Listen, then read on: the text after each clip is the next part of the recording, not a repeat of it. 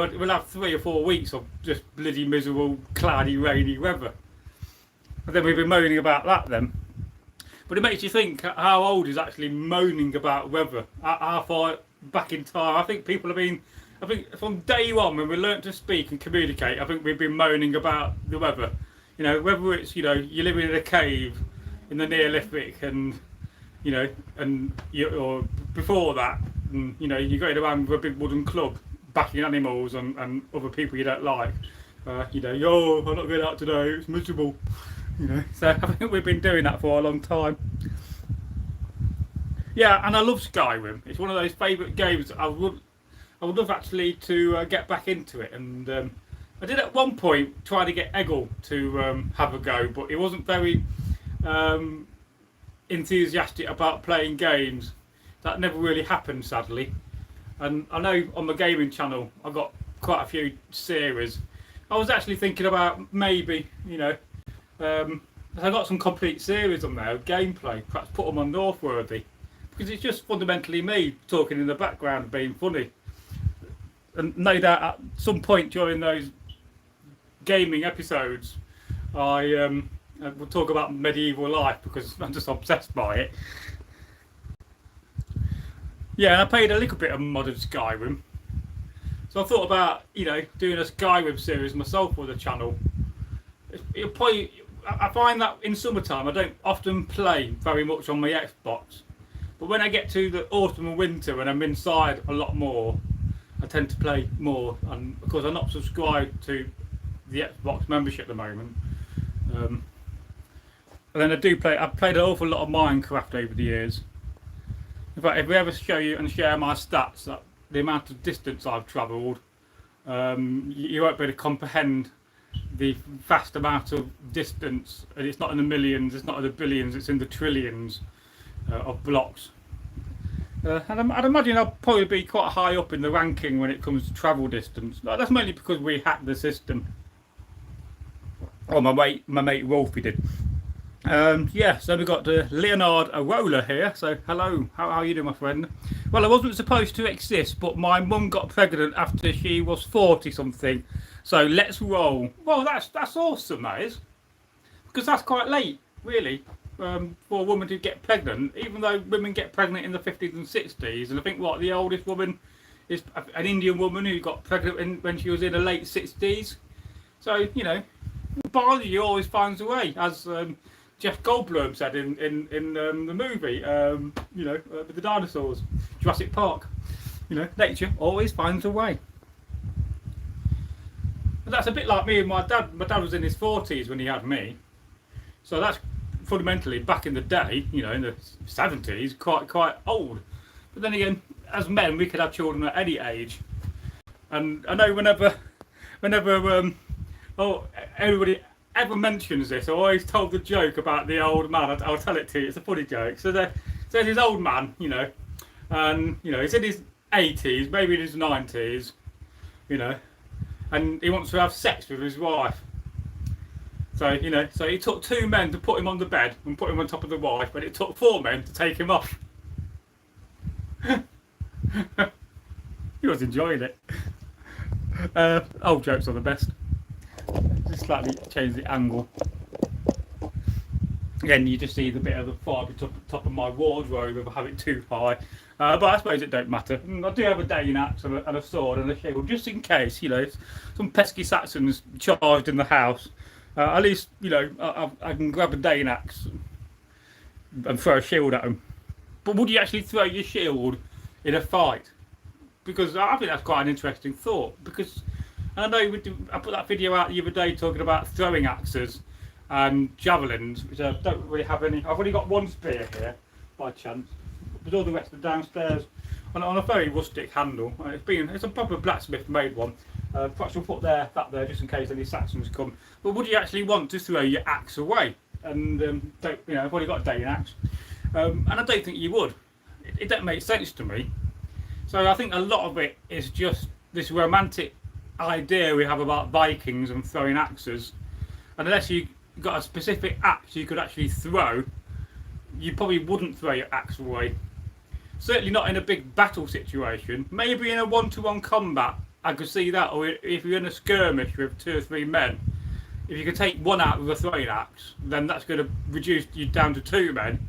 And then if you ever fought as a Viking and you've had to fight 2 people, which I've had so many times, you've got to keep your distance away from at least one of them and get close up to the other, so you can take the one out who you're getting close up to in the combat. And then if you keep your distance between the second man, so it means you're doing a lot of moving about.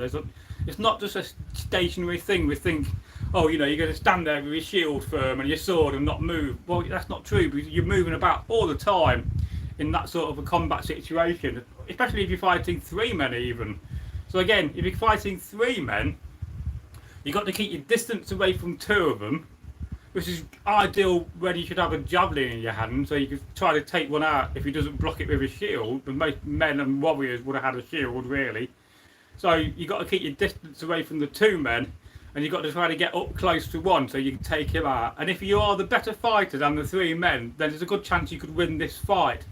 So if you could take out one man by getting close up to him, take him out with your axe or sword, and keep your distance from the other 2, then ideally you got to do the same with the second man and keep the third man at a distance. But of course, if all 3 men just form a little shield wall, then it's going to make it so much harder for you. But often in this kind of a skirmish situation, people separate and people will be a few meters away from each other, in my experience. But if you do come together, form a little tight shield wall and then fight the one individual, then they would most likely win. But in my situation, if that happened, you'll have to try to again go to one of the flanks and try to attack the man at the end of the shield wall and let them move around and rotate towards you. But again, you'll be moving. When they move forward, you move backwards, and you keep your distance from the other 2 men. So it's so important that you have that skill, and that skill is learned by actually doing the combat. And yes, reenactment combat isn't fundamentally like the combat of the time, because we're not there going out to kill each other. Thank God, or else I wouldn't be here. Or maybe I would. So that's quite amazing that he nearly didn't exist, and he won't be on the channel. So Leonard says, what weren't you supposed to share in this live? And now I'm curious. Well, sorry, that's just a very curiosity-based title. There's nothing to share really. I could probably share a few things if I think about it, but it's just there to get people to click on the title, and it'll have a very boring thumbnail. I need to think of somehow how you set your thumbnail up beforehand, so I'm not got the generic blue one with just the badge of the profile picture. But normally afterwards, I do a live stream like I did last night. I go and get AI to help me to make a thumbnail, and I use ChatGPT for that. But it keeps putting the text too close to the edge and cutting off the letters, and it's doing my head in. And no matter how many times I keep telling ChatGPT to don't put text near the edge, have a border, it keeps doing it. Even so, yes, I'll learn this lesson. We won't do that in the future, Braggy. But then it goes and does it again in the next bloody thumbnail I'll make. So yeah, that's just a very curious, captivating title. And it's something I've been trying to get a little bit better at the videos, is having this title that causes curiosity, which makes you think, well, what's this about? I'm curious now, I want to have a look, rather than just using a plain and boring title like I have done so much in the past. But these are the lessons you'd learn from, making content. And generally, I always come up with a human-based title first. So what I created, which is generally going to be a little bit boring and may have a slight hook, and then I'll run it through AI and I'll ask it to use, improve this title by using cognitive dissonance and psychology, creating curiosity to hook the viewer. So, and then it comes up with a whole list of like 10 or 5 examples. And then normally it'll either highlight the best one, the one that's the most likely to work. And certainly a lot of my titles I've made in the past are too long, because you only have 55 characters before the mobile phone, which is 85% of our audience base, So that's 85% of our audience who watches on a mobile phone won't see the rest of the title. So, and again, I got to go through a lot of the titles which haven't worked, and some people say, oh no, you should have at least 3 hashtags minimum or maximum of 3 hashtags in your short titles, but I don't know whether that's relevant these days. I mean, some people on YouTube will say yes, do have 3 hashtags in your titles. And then some people will say, well, actually, no, it's more important that you have channel tags and video tags, and it's more important that you have a number of tags in your description. But just don't go mad and have like 100 tags, or YouTube will class that as spam and take that video down and maybe even give you a strike. So don't forget, guys, to go and like the live stream. But I think the most important thing when it comes to the live streams is actually just go and share the live streams for me, because it's one of the things I'm not very good at. If I had the money to hire get an actual AI agent to start sharing stuff, and I did have a attempt at this on a website, but it never quite worked. But I can't quite get my head around it yet. I'll have a AI agent leave comments on videos, and then have it just go and share the videos on various websites. But go back to your comments. Yeah, so the surprising thing about this video is that I'm going to be making sure that I read all your comments and answer all your questions, and I'm doing it in a very Hawaiian-based shirt.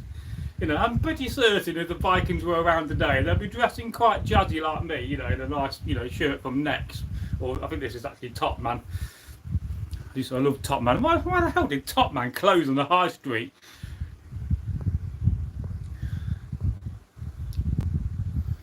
So let's just give me a second. So yeah, so and the titles work because you've now asked what the curiosity is around the title. And then King Edward, he says, we're having a bit of a drought in the UK. Well, definitely are. I mean, it's going to be the driest summer for 3 or 4 decades. And certainly, if you look at the ground, even if you get a lot of rain for a few days, it's still tremendously dry. And I really do feel sorry for the farmers who really must think about, I mean, unless you've got a load of solar panels in your field, I mean, they don't really need water. But yeah, I mean, farmers really do need it, and of course the rivers are getting lower, and the lakes are getting lower. So whether we have a drought and a hosepipe ban in the Midlands where I live, or the East Midlands, I don't really like being classed as the East Midlands. I just see myself as the Midlands. I mean, you got the West Midlands and the East Midlands. But, I think it's just all the bloody Midlands, if you ask me. Or Mercia. Perhaps we just call it Mercia again. Bring back the Kingdom of Mercia. But yeah, that's an awesome shield. Yeah, that's an old shield. That's got to be, 22 to 25 years old. It's had a lot of combat over the years. And I need to actually take all this edging off and redo it and get some new edgings on. Because this wouldn't be safe for a battle reenactment. I'll probably be told not to use the shield, or at least just do a little bit of repair to it. A minimum amount of repair will get me through it. But and then I wasn't sure about, the colour system's been like it is. The black and the green were there for years and years. I've added this white band, and there's a slight grey band in between. I had some grey paint on the time. And then I kept this section black. But then I thought to myself, well, no, I saw a Saxon reenactor with a nice boar in a shield, and I thought, I can emulate that quite quickly. So I just spent 3 or 4 minutes just drawing this and put a boar on each side. I mean, this boar at the bottom was a bit off-centre compared to this one, so perhaps the back end could have been a bit bigger. And of course, you can see where it's being whacked by me and Eggle, all these marks. The black's not so bad, but I painted over the black, but I kept the green. The original colour never painted over it. And then the shield boss has got a few dents in, so again, it's been highly used. And it's actually hanging of a Viking chain. You can just probably see the chain. It's a proper handmade Viking chain. So I'll probably demonstrate when I get my forge going and I get some rectangular bar section in. I mean, probably 1/4 inch.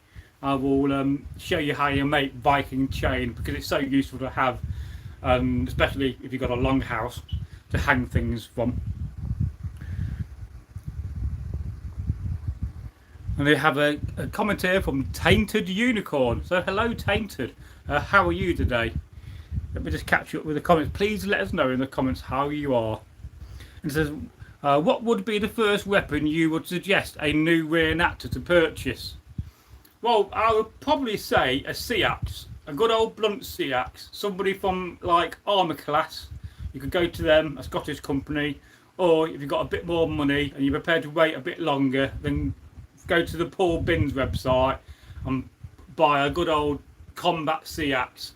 And definitely a spear is next. So, and a shield. Those are the three most important ones you want. You definitely need a shield, and if you're in a group, they'll help you to make one. Or there's always second-hand shields knocking about. You definitely want a good spear. I recommend a 9-foot spear myself.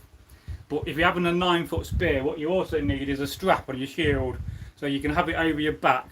And you also want a loop, and I'll demonstrate this in the future when I make one. So you've got a little loop which goes in your thumb, so it kind of brings your shield to your body, but you could also use your spear. So in the sense of how it works is, if you got your shield here, imagine it. I don't have a strap on that, so I can't demonstrate.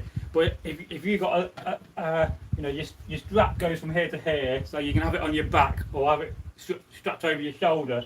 But if you just got a loop of leather here, you can hook it in your thumb, and at the same time, it's hooked in your thumb, and it's bringing your shield in front of you. And then you can use your 9-foot spear, but also keep your shield close to your body and close to your spear. And at some point when I get round to it, I get my act together, I will put a strap on the shield. I'll do it live on camera or make a video of it.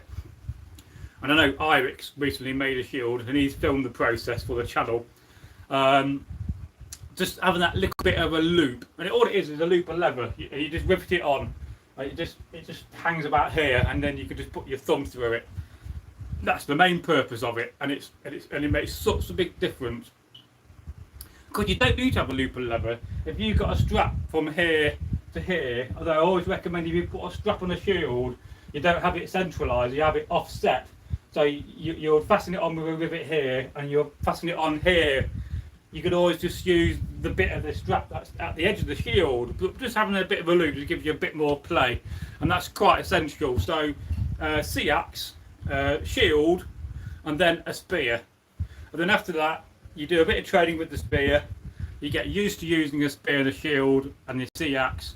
And if you've got a sea axe and you can hold it in your hand next to your spear, if it's not too bulky on the handle, you can just drop your spear in the ground and go straight to your sea axe, and then run across the man's body you're fighting and take him out. Even a man with a sword who's well trained and has lots of experience, you could take him out with a simple sea axe if you're faster than him. So yeah, and then after that I'd probably recommend either the sword or the axe, or both. I mean, that's the next progression after you've learnt to use the sea axe and you learnt to use the spear. Of course, you could go with a cheaper version and get a Langsax, a long knife, and have one of them on your belt. And then you could progress later down the line with a good old, sword and an axe.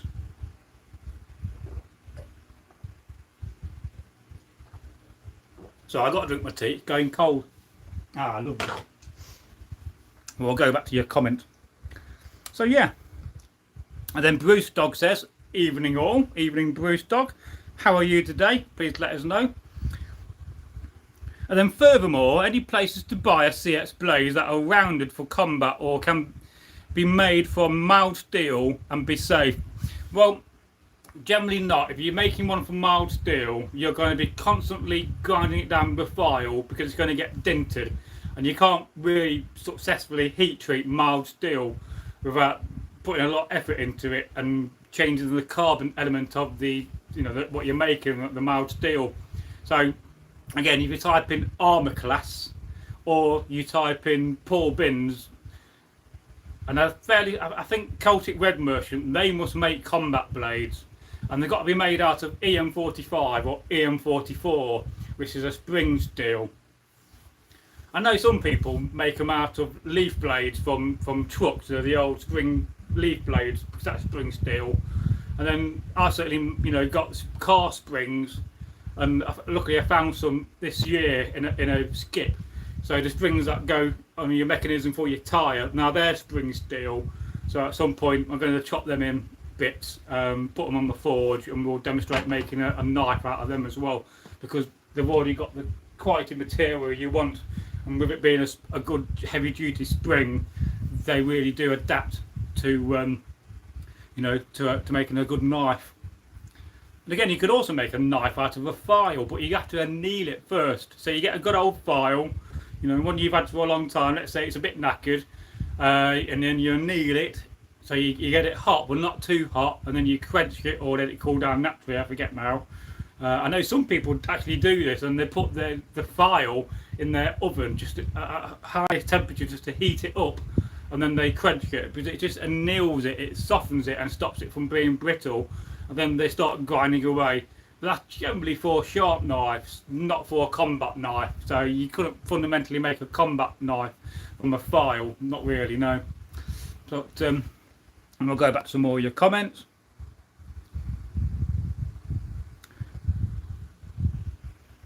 And then we've got a comment here from Sir Botland. Or is it Batland? I really need to put my glasses on. It says, oh, are you a blacksmith? Me too. I'm a beginner. Do you have some tips for forging a Viking sea axe?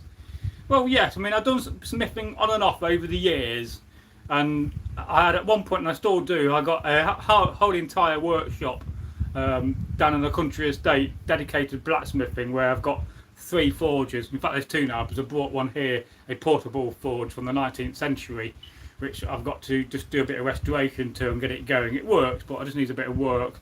So if you're making a sea axe, again, you need to make it out of a really good quality material, and then it's also about getting that shape correct as well. But make sure that you don't overheat it when you're heating it up as well, because what you don't want to put it in your forge, and whether you're using a bellows or you're using one of these wind-up pumps, I've got 2 of them, they're really good actually, or you got a fan, just make sure you don't overheat your metal, and always keep an eye on it, because what you don't want to do is to get to the point where it starts melting away, and you can melt a bit of metal away in a forge so quickly. I've done it, I made that mistake, I've not looked for 2 minutes, somebody said hello to me when I'm working on something, I turn around and I grab my tongs with my metal, or I grab my metal with the tongs, and then I put it out, and half of it's disappeared. So, and it depends whether you're making a combat sea axe or you're making a sharp one. But a lot of it's about getting the tang right as well. You've got to make sure, and you've got to think about how you're going to fasten the handle on, whether you want the tang to go through and with it on at the end, whether you want to fasten a handle onto the handle. So if you're having a wooden handle which is riveted on, then you want a much thicker tang, and then you got to punch some holes into the tang so that you got holes, which I normally do with a drill, to be fair, because it's more accurate rather than punching through with a tool when it's hot, because that will generally make a bigger hole, and I like the hole to be quite precise when it comes to what I'm going to rivet and fasten the sea axe onto with a handle. And so if you go to Facebook and you look at Todd Workshop, he's very recently put out a shorts video, vertical one, showing how he made a sea axe, and he shows you the process of the handle. Then it's about having the machinery just to grind the handle down and to shape it. And the one he made was quite elaborate, and it was quite nice to see him do it. And the video was speeded up into about a minute. Definitely worth watching. And I think Todd's Workshop is on YouTube as well. But if you do want to, if you're looking at buying from Todd's Workshop, then you'd be paying £800 to £1,000 for a sea axe, and you'd be paying £2,000 to £3,000 for a sword. But then again, that's because it's museum quality stuff, and I think it's mostly all sharp, not combat weapons. And whether he does make combat blades is another thing. I really admire that guy, because that guy's got some real talent. I'm just in the middle of trying to set up again to get back into crafts, but everything just seems to take a long time, especially when it's just me doing it, and I'm just on my own trying to struggle by and get things sorted. But anyway, so how are you today, Sir Botland? Yeah, so I think it's either Batland or Botland. And then Bruce Dog says, I'm good. My room is 28 Celsius tonight, though. I think the roof is heating the upstairs up. It's very warm in here. I don't know if you can hear it. I got a slight fan on just to cool myself down. I don't really mind the hot temperature because I'm trying to lose a bit of weight. So I'm thinking, well, yeah, if I don't have the fan on. And last night I even put my radiators on for a bit. I was sweating like a pig. But because I watched a video the other day and I thought, oh my God, I look fat in my video. I've been eating too much nice food and going out for too many meals. And of course it's too warm today to get out in chainmail and run about the garden. So I decided to do some tidying up. I watched a little bit of classic TV, made a few thumbnails. I've not gone to my computer and answered any comments yet, so if I don't do that today or tomorrow, I'm going to be 2 days behind, and I'm already behind about 10 days and a lot of comments. So I'm catching up with the comments.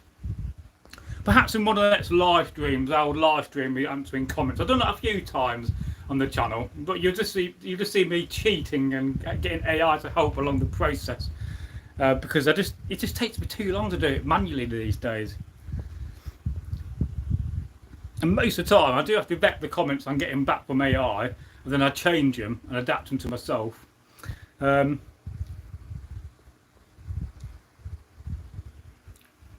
I should be getting a contact for beads, because I saw a woman showing some lovely Saxon and Viking beads. I've asked her on Facebook where they came from. So I'll be chasing that up as well. If I find the contact for that, that'd be great. And if you do want to buy some authentic beads, there's a company called Tillerman Beads, and he makes he does the rectum Thor's hammer with the 2 beads, which I've got. But he makes a lot of authentic handmade beads, and they really are quite nice to buy. And they're just a nice addition to put in your pouch. Because, as Eggle used to say, a bead is classed in those times as a precious stone because, they cost a lot of money to make and manufacture.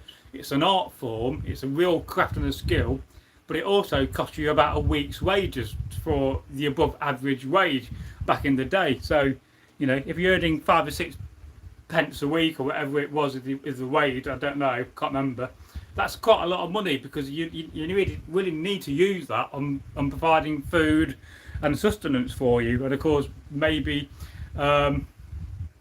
investing in land or better weapons or whatever you need for your farmstead.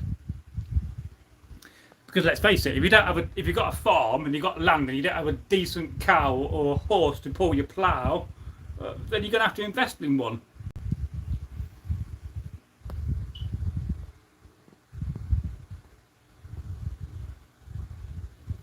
And then Tainted Unicorn says, oh, that's a great point. I didn't think about all of the burrs it would receive. Thanks, Braggy. No, you're welcome, and I do. And I've got sea axes that are made from mild steel and a few other weapons. And you could always tell, because you do a combat session or, training, or you go to an event, you're constantly trying to foul them down all the time. And of course, if you've got a mild steel Langsax or sea axe, you may as well just convert it into a sharp one, to be fair, and just not, because all you're going to do is grind it away, and after 10 years you're going to end up with a lot of the material gone, and you end up with I don't think you'll get half the seat axe or half the width, but you're going to certainly lose quite a bit of it.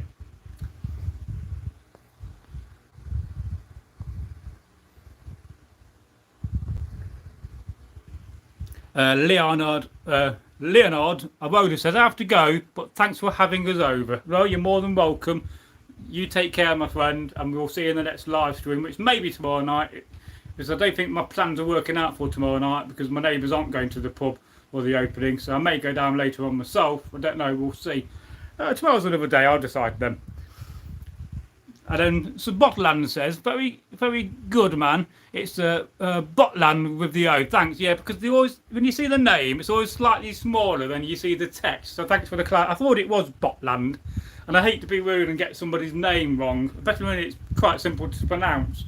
It's when you get these really long, complicated names, or names where it's not so English in the style of writing, which can confuse me. But yes. And thanks for the tips. I've made 3 knives in total. My best one is a Viking knife. I don't know the name, but it's in my profile. Yeah, I can just see it. Well, that's great, because that's learning a skill and a craft. And once you made 3 knives, you'll probably make 3 more knives. And then also, if you go to a car boot and you find yourself a good modern axe, a good modern axe head, you can put a design of a Viking axe on it and grind it down with a grinder. You know, cut grooves in it to weaken it, and then go along and make the shape and then finish the grinding, and you can end up with a good, really decent Viking axe that way. And most of them are really good for, you know, sharp axes for working with.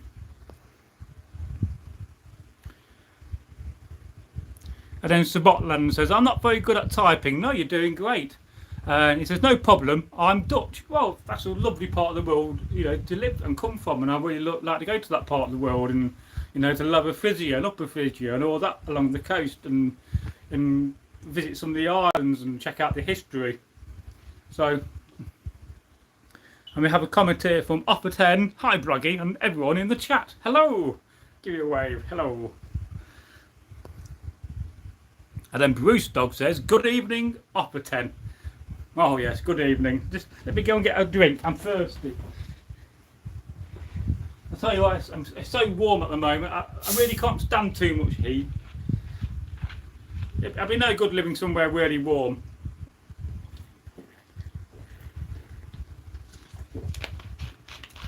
I really hate drinking out of plastic bottles. It's not good for you. I think we should get rid of plastic bottles and go back to glass again, because it's way much safer. Yeah, so that's another subject for another day. Yeah, I mean, I don't really have much in the house. I mean, I do have a my Anglo-Saxon helmet just over there, so that's a boar crest. That's the Benty Grange one, so that's quite nice to show you the boar before you go. Sabotland. So I sadly need to leave, but I appreciate all the tips and tricks. Thanks. Well, you're always welcome on the channel, and we do have lots of videos about sea axes and all manner of things. So do check out our content, and no doubt we will see you again live in the future as we just finish up with a close-up of that. So bye. So yeah, this needs a little bit of work as well. I've still got to sort out this cheek plate, because it's not been done properly. Because it's got no metal hinge. The hinge is basically a bit of leather on the inside, which you can just see here, and it's been riveted on. This one I've replaced and done up myself, and this one here is the old one, and it's just 25 years old or more, and it's got brittle and it's starting to come off. So again, it's another job for another day. I'm going to most probably have to take this off and reattach this. But I think then I've had to do a reinforcement, so I've had to do a repair just to strengthen it up.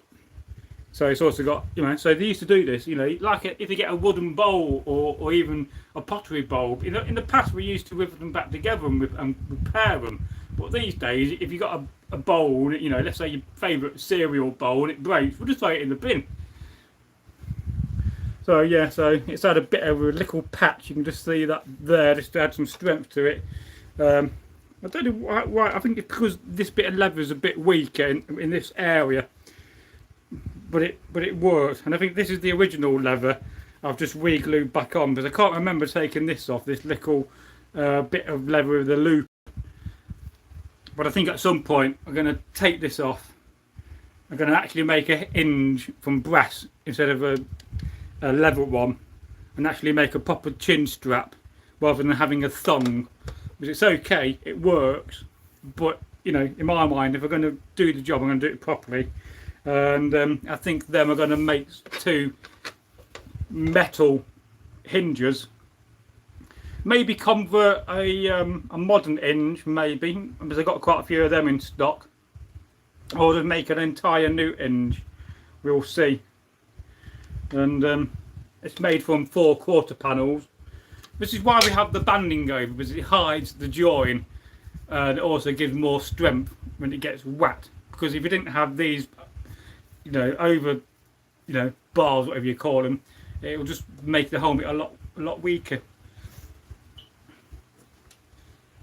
And that's definitely, in the last couple of days, I've seen a few nice things on the Facebook marketplace. Today I saw not a bad helmet for about £60 the guy wanted, with £6.50 shopping. But I did see one comment saying it's one of those helmets you buy once, you've got to buy again. So it's probably one of these cheaper, crappy helmets, which are not so good. Because what you're getting for 60 quid, you know, that's why I prefer to buy something with a bit of vintage for the same amount of money. Because you know you're going to get something far better than just an averagely cheap helmet.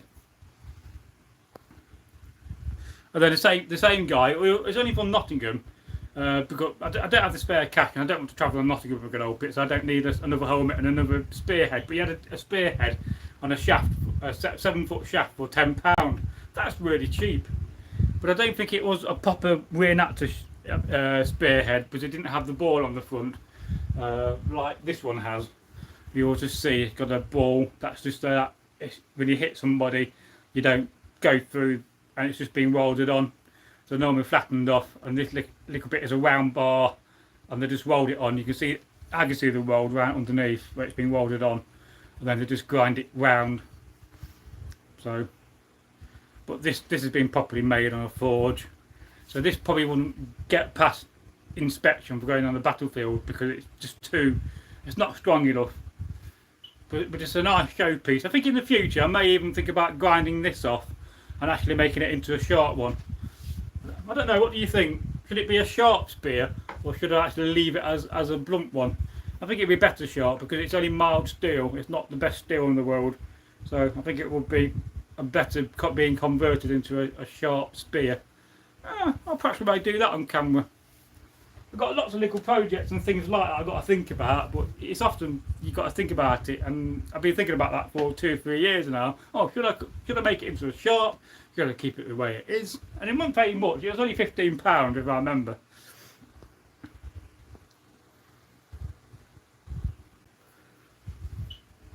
And then Upper 10 says they wrapped the sword in clay with small wood bit, and then tempered the sword at about 700 degrees Celsius for 3 hours to drop to 400 degrees for 4 hours. Yes, I've actually seen that on a video with that guy called Guy, what's his name, on Channel 4. When he went to Japan and he went to meet a 90-year-old samurai sword maker, and he was tempering the sword, and he wrapped the sword in clay. So it's not just a European technique to use clay, it's also an Asian technique as well for blade tempering or hardening. And then Tainted Unicorn says, I remember you made a video on the T-shaped axe of the Saxons. I remember it. You said that it wasn't for combat, but for making plants. But my question, would it have been heavy? Why wouldn't you use it? Well, you could use it for combat if if that was the only axe you had, and you was going off to a fight. All your villagers were getting together. There's something going on nearby, or you've been a part of the fjord and you've had to get together and fight for the king, and that's the only axe you got. You're going to use it. And of course those axes did come in different styles and different sizes and different weights depending on the size of the plank you're making. That's quite a light one, and I have seen them definitely heavier and more bulky, and you could probably get a better example that's been forged rather than being put together, because that one in that video was basically the shape was laser cut out, and then the guys heated up the end, formed it so it's got a loop, and then it's got the bit going over the metal again, and then he's just welded it together to form the axe. So it's not a properly forged one. And imagine if you got a properly forged T-shaped axe, and of course the T-shaped bit has to be fire forged onto the other bit of the axe as well, which is far stronger than actual welding in my opinion.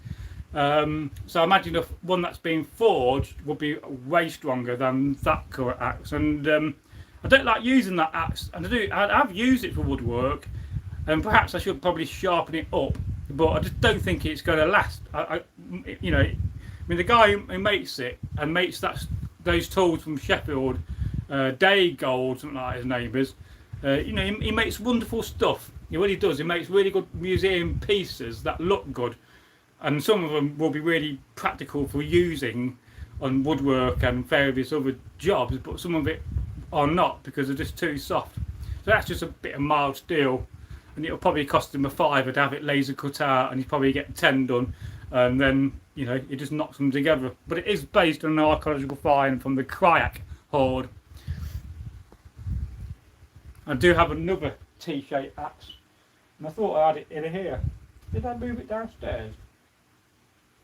Has it travelled? Oh, I know. So, quite luckily I got a T-shaped axe here.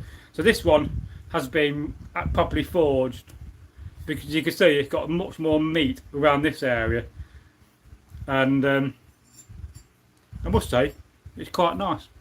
I'm not sure about this little curvy bit. I think that needs to go. This bit here, it just needs to be, because it's sharp all the way up, and you don't need it sharp up here, you just need it sharp on the edge, and it is pretty razor sharp.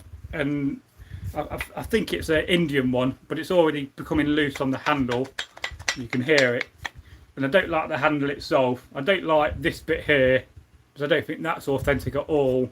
So I don't like this. I don't like these 3 lines. And I don't like the wood too much, because the wood is just a very cheap wood. So again, this will be another project for another day, where I'm going to take this off, saw it off. I'll save the handle for another tool, because I don't want to waste it. I'll chop this stupid thing off here, because God knows, I mean, this has been turned on a lathe, this has, I think, at some point, because that's the only way you're going to get this little noggin so round. But I don't see the point of it. I mean, unless you tie a bit of leather thong on it, and you could hang it, have a bit of thong going around it, wrap around it, I don't see the point of it. So to me, I'm surprised I've not already got a saw to it and sawed it off. But it is razor sharp. It is a good quality bit of steel, and I don't know if it rings. So it's got a bit of a sound to it. So I'm using a spoon. So whoever made it did a good job to the aspect where it's got a slight singing noise, and then you could also tell it's been sharpened with an angle grinder, because I can. You probably can't see it, but I can just see the witness marks from the angle grinder going along. So at some point, take this off. I think I will get rid of this rounded section, just cut it off, go straight across and cut it off, because I don't know why it's rounded. That's not that massively authentic, I don't think. Give it a new sharpen on a proper sharpening stone, so it'll be razor sharp, and then make a new handle. I'll do that on a video. Because what I also don't like, the handle is a little bit thick as well to the axe, and there's not enough clearance, so the handle actually wants to be more concave and be going down this way a little bit, just to get you away from the cutting edge, because if you're trying to use it, you're going to be knocking into the handle. But it's not bad, it's not a bad bit of kit. And don't do that if you're not trained.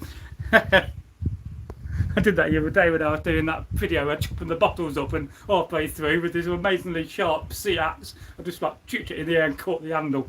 But you've got to be careful doing that, because if you catch it on the blade, you're going to cut your fingers.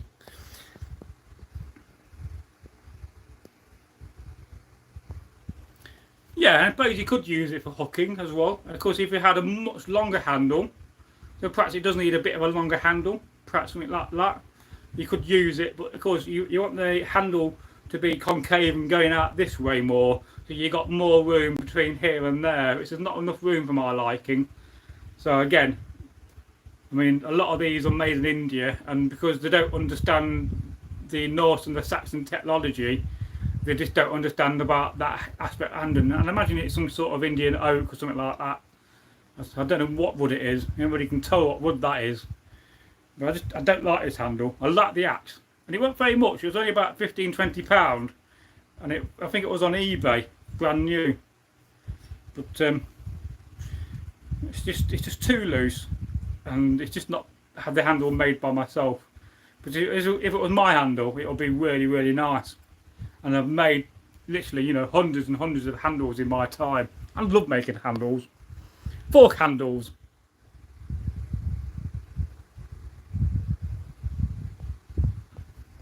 And then maybe that rubbish on maybe that rubbing on the handle is for a lanyard. Well, yeah, that's what I'm thinking about. Maybe it's for a leather thong or something. But why would you want one? You may as well just drill a hole through it, which they generally wouldn't do. So we have a comment here from Nifty, and it says, "What time Tesco's close?" Tesco closed at 11 o'clock near me. And being a dumpster diver, I never got anything from a Tesco bin because they crush all the food waste. Shame on them. Not like Co-op, who just throw it in the bin and you can go, after it closes, you can go through the Co-op bin and pull out lots of nice food that's still edible. Like we did a few weeks back when we got 20 packets of steak that had just literally been chucked out and they were still cold. So straight back home in my car, in the freezer, free steak for a month. But yeah, congratulations for having the most random question of the day. Of course, Tesco's is a little bit of a joke on the Day of the Cat videos, because there's a few of the Day of the Cat videos where Irix made on the channel. If you go to the Day of the Cat, or it should be a Viking cat should exist is the playlist name, if I recall. And if you go to those videos, you'll see a few videos where he's having a joke and taking the piss out of Tesco.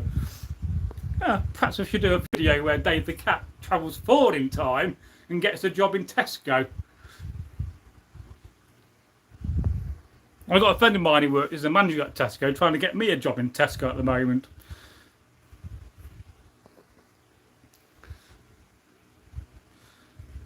Anyway, how are you, Nifty? Please let us know in the comments. And if you go into Tesco, you got about 40 minutes before it closes. Co-op, they close at 10 o'clock. The best ones are the petrol stations, but depending on where they're located, we have one about 2 miles away down at 5 Lamps in Derby, but it closes at 9 o'clock, so you can't get inside, but they'll serve you food from the little hatch. And a lot of the time they have a security guard because it's in a rough area.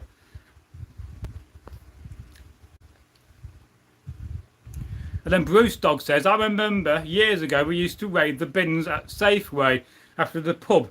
Used to get loads of good food, yogurts, pork pies, cakes. Didn't realise you could still do it." Well, yes, it's still a thing. If you, when you're on YouTube next, after you watch this video, if you type in dumpster diving UK, there's a man who wears high vis called Martin, and he does it every day professionally, going around salvaging food and finding things. Well, I know my Tesco, it closes at 11 o'clock, the little mini Tesco. So I think some Tesco's do stay open until 11. But just go on Google Earth and go to the map and find your local Tesco, and that'll tell you. But yeah, I mean, the amount of food, I mean, at the moment I've had milk, I've had free bread. I had some cheeseburgers tonight, and both the cheese, the cobs and the burgers came out of a food bin, you know. And you've got to be careful, because what you don't want to do is grab meat that's been there for more than a few hours, because it will start getting bacteria and bugs. So you've got to get it quick, you know, and even better when it's frozen still. Yeah, and literally last time we went out, and you see the lady on here, she sometimes comes on the live streams who I go bin diving with. And I'm building up for another one. Is, you know, last time we must have had about 10, you know, big shopping bags full of just food. I mean, we got 4 or 5 big boxes of crisps, and some of them were slightly out of date. Went out of date in April, but I've had some of them on the tasty. You've got to make with crisps. You've got to make sure that the packet's got air in it. If it's got air in it, it's fine. And you know, even if it's gone past the sell-by date, they'll generally keep longer, because most sold-by dates are best before and not end by date. So that's just the date recommended by the shops, saying you need to sell this by this date, then chuck it away. So it's not the end date. Normally you get another 3 months on top of the sold-by date, you know, or the best by.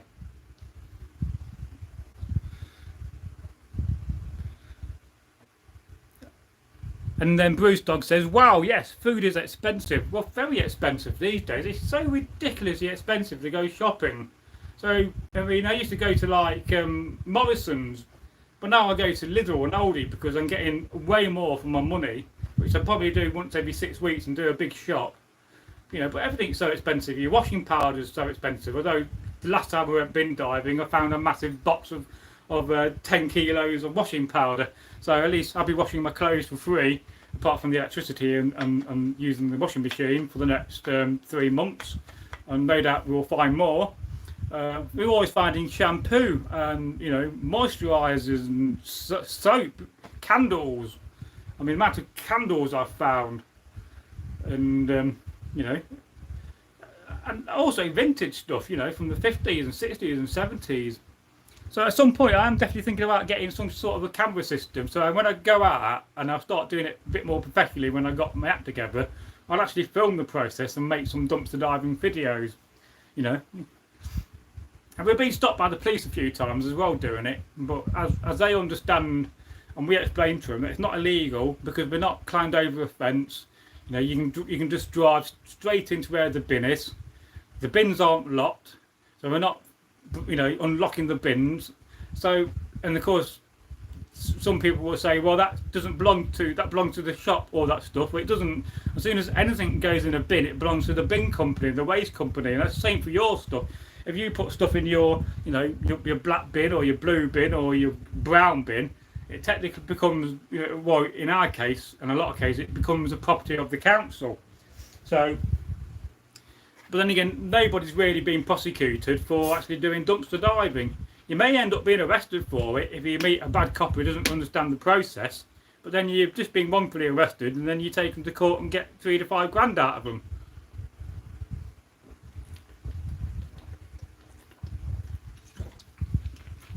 And people actually made a living doing that. That's why I think auditing is so popular these days, because I think some people within the world of auditors have realised if they go out and they get into aggravation with somebody and the police come along and end up being arrested, it's a false arrest. Then 6 months or a year down the line, when there's no further action and it all comes out as a false arrest, they speak to a specialist solicitor and then they take them to court, and of course the police always pay out. I remember when I was watching one of DJ Audit's videos, and he got arrested when he went round to film around Derbyshire Police Station headquarters in Ripley, which is about 25 miles in this direction. And then at the time there was no signs, it was a public footpath. So he went to reception, he said, I'm just up here having a look round, I'm doing some filming, I'll be gone in half an hour. But this police chief, was really horrible and nasty towards him and had him arrested, and then he ended up suing the police. And he got a big payout, £4,000 or £5,000. But the reason why he went up there was because an individual who was arrested died in the police cell. So he donated that money to the widow of this man who died in the police cells up in Ripley. And I thought, well, what a lovely thing to do. But no doubt within the world of auditing, there's a certain small percentage of people that will probably be doing it for the whole purpose of getting themselves arrested. Because let's face it, it's a false arrest because you're not breaking the law. You're on public property where you're allowed to film. You do see some funny interactions of people coming out of the business. Oh, you're not allowed to film out here. We're phoning the police. And but most of the time, the police are really caught up with it now and have a good understanding about auditors and what they do. But I don't know if it's something I would get into. But you certainly need to have a drone. You need to have your insurance for your drone. You need to have, the battery power. Then you need to have, a rig system. So you've got a camera here. So you're constantly recording for your own safety. So I don't know whether I'd do it myself. But I think it would be funny if I did.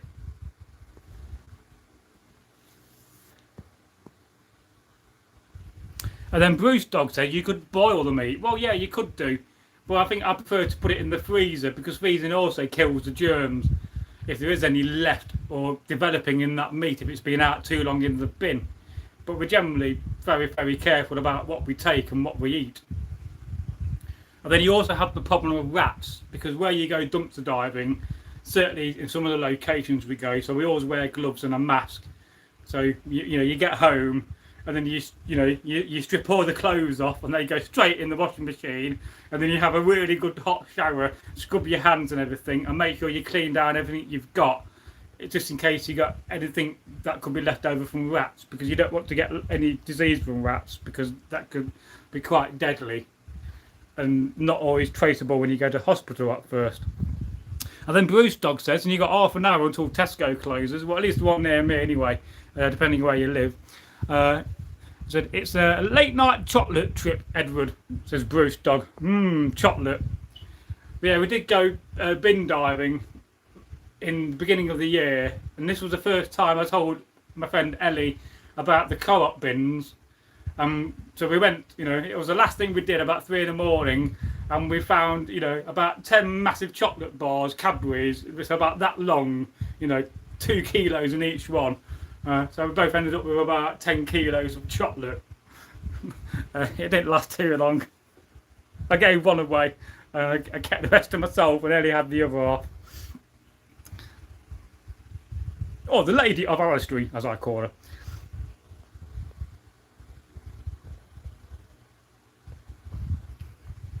I mean, where do you live, Nifty? If we knew your location, somebody on the live stream will be able to Google it for you and give you the precise date of when Tesco closes. But I think most local little Tesco's do close at 11 o'clock. And like I said, Tesco's, they have a compactor, so when they throw something away, like the waste products they're not selling, they just compact them and squash them all down, so you can't get nothing out of Tesco bins.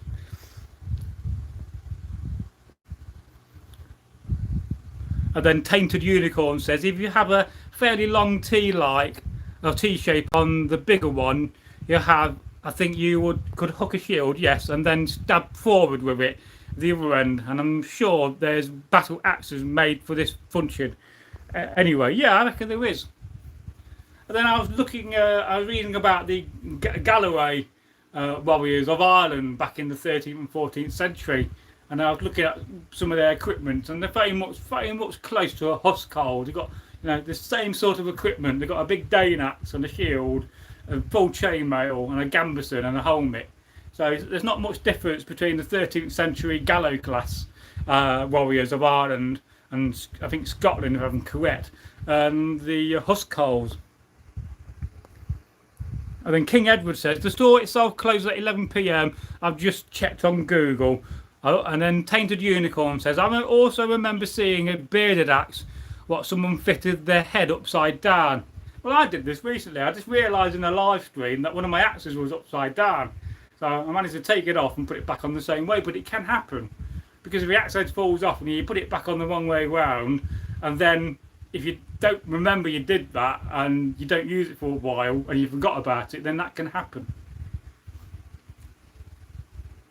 But would it make a big difference if your axe head was upside down? Well, probably not, in theory. I mean, maybe the lean would be more of an angle at the top rather than at the bottom, but it wouldn't make too much of a difference. Maybe you have less ability to hook.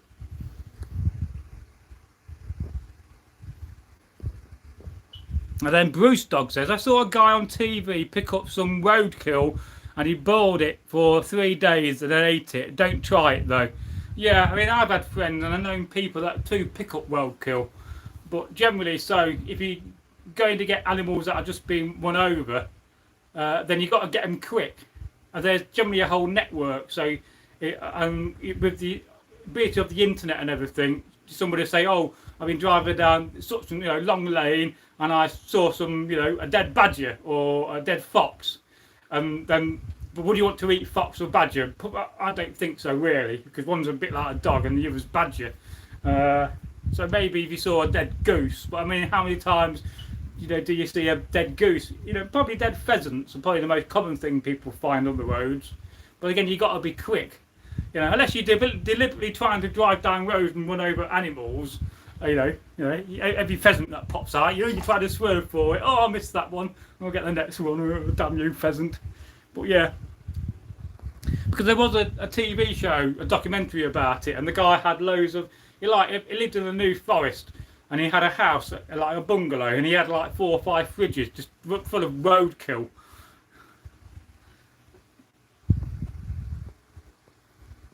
And then tainted unicorn, a 3-day boil, that's madness. The nutrition will be killed off with the bacteria. Well, yeah, I agree with you. It's far better to pluck it and take the guts out, or then put it in your freezer to kill the bacteria and save the meat and the nutrients. And then King Edward says you can trade with ravens, crows, or magpies for food.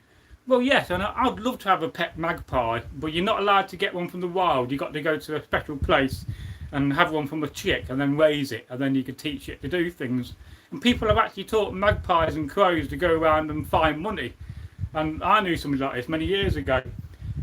He had a pet magpie, or I think it was a magpie, yeah, black and white, and he trained it to go and find coins. So it'll come back, and every time it found a coin, he gave it a little, bug or some food. It will flutter off again, and even to the point where he trained it to find notes.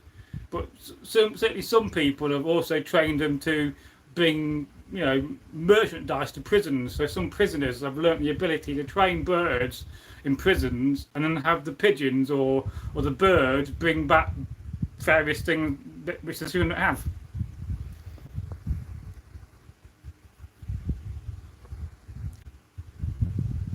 And then Tainted Unicorn says, the reason why I mentioned the upside down bearded axe was that if you have more blade up top, you could poke with it after hooking the shield. Well, that does make sense to a certain degree. And certainly having a more of a spiky end on your bearded axe. I don't know why we didn't really develop this, because a lot of bearded axes are just flat at the end and there's no cutting edge. So, but at the end, those are purposely designed to be a tool, really. So no doubt throughout the period and the later period when we learnt to put a spike on the end of your shaft and then have a spiky axe, and then of course they got bigger as well and longer and more long and spiky, but that's also true in the earlier periods as well. But then again, there's so many different sorts and designs of axes, it's pretty crazy when you start looking at axe design throughout the last 2 centuries from the Iron Age upwards. And then Bruce Dog says, I recall the man said it turns into a soup after 3 days. Well, you blooming hope it would do. But I don't still fancy eating it, though. Ugh. You got to be a bit desperate to find roadkill and boil it for 3 days.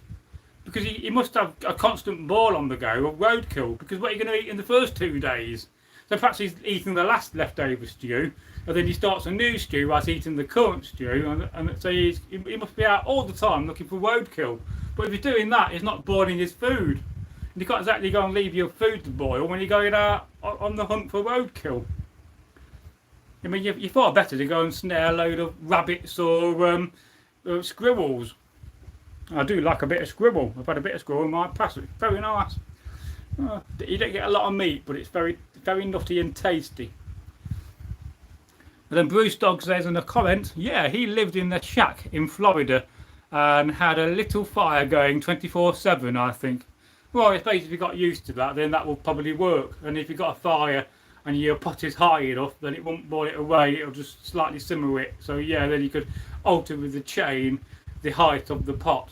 But then that's been done for thousands of years, and certainly the Vikings and the Saxons would be doing this all the time, whether you're boiling water or cooking a stew. And of course, stews were so important because that's where all your leftover food went into. If you just cooked a pig or a boar or a piece of venison, all your bones and everything would go into the stew. So you get the goodness and the nutrients from the bones. Take the bones out. Then you put vegetables in, maybe carrots and peas, not potatoes, because they didn't come in until Columbus. Wouldn't it be amazing though if they actually proved that Leif Erikson brought potatoes back in the 11th century and they're actually older than what we think? But I don't think he found any, because I think we would have heard about it. I'm getting thirsty again, but I tell you what, it's so blooming warm, that's what it is. I mean, very thirsty today. If I had a glass, I could pour some in a glass. Let's have a look. What's this glass like? Is it clean? Oh, well, that'll do. That'll do. There we go. Civilised. Oh, yeah, we're getting much better. This is organised living, this is. I shouldn't be drinking this. It's got aspartame in it. Didn't realise. It's a sweetener, but it's not very good for you.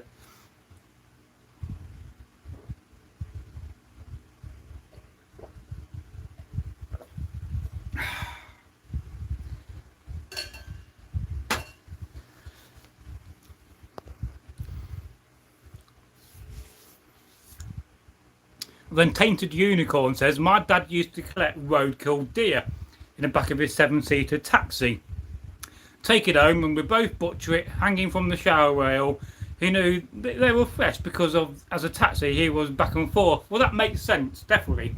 If you just saw a deer that's got run over and it's fresh, and I think you can always tell when an animal is fresh or not because of the stiffness and the blood still running out. Then yeah, I would definitely take a deer. But you know, there's a lot of good bones in a deer. You know, you got the fur as well. You know, all the sinews you could use. So you could make a lot of stuff from a deer, and also feed yourself. So that makes sense. But I mean, what percentage of people these days know how to butcher an animal? You know, 1% of the populace. I don't think even that. I mean, I could butcher a deer. I don't think that'd be a problem for me because I've seen it done enough times, and I've done it a couple of times myself, and with help. And there's certainly enough. I've got enough books in my library talking about survival. So, yeah. But and I don't think many people would know. You know, if we had a massive crisis, let's say, the Iran and Israeli war and the Ukraine war got more serious. World War III happened with Russia, between the West, Russia and China. China invaded Taiwan in the next few years. We had a world war situation. I mean, would a lot of people know how to butcher animals? I mean, how many people really, percentage-wise, would actually know how to go and hunt a deer? You know, but I mean, probably not even 1% of people would know how to make a bow. Then not even 1% of people would know how to actually use a bow and make an arrow. Because, you know, in the UK, we don't really have that many guns. Well, although there's a lot of guns that people have under licenses, and those people would fundamentally survive better than the rest of us who don't have guns. But how many people would actually know how to butcher a pig or a sheep or a cow or a deer? I mean, on average, how much food do you have in your house? I mean, most people probably got 1 week's worth, if that. Which is why I think it's a very good thing to have spare food in your house. Certainly have access to water and have the ability to collect water and purify it. Have a torch, wind up radio. But you know, if we ever get in that situation, a lot of people are not going to survive it after a few weeks, and the world will go to chaos. You know, that happens, and it's going to go full-time Viking and dress as a Viking all the time and go out with a spear. You keep away from my property.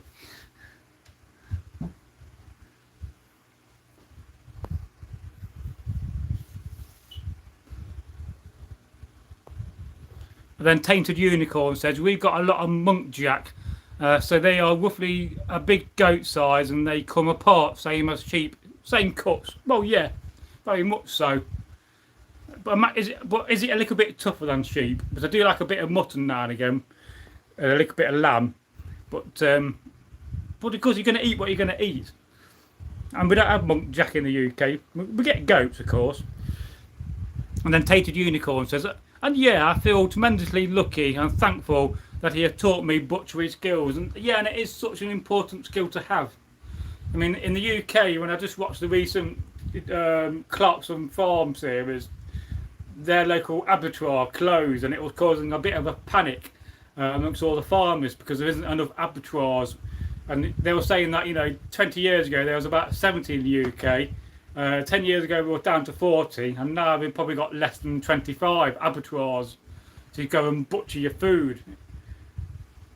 So, it's a very bad situation, that is. If we go down to even less and less abattoirs and less places to go and get your food butchered, then your meat's going to go through the roof when it comes to price, and there'll be less meat about. We'll be farming all our meat and the cows, we'll be sending it abroad, have it butchered, and bringing it back again. But it's great to have those skills, it really is, and to have that skill set is another tremendous thing to have. And I applaud you for having those skills. It's definitely something I'll keep thinking about doing on the channel, is talking about prepping and going through that prepping journey and exploring prepping and preparing to be a bit of a prepper. I mean, I certainly got a good few months worth of food in the house. I wouldn't starve if World War III happened next week and you had to rely on the government for food. And let's face it, they'll do a terrible job because they're doing a bloody terrible job bloody governing. And you know, I wouldn't trust Keir Starmer to feed me, you know, at all. So I certainly got enough food and I got enough access to water, but I'll have to purify that water though, and I certainly got enough purification tablets, but I still need a method to purify it.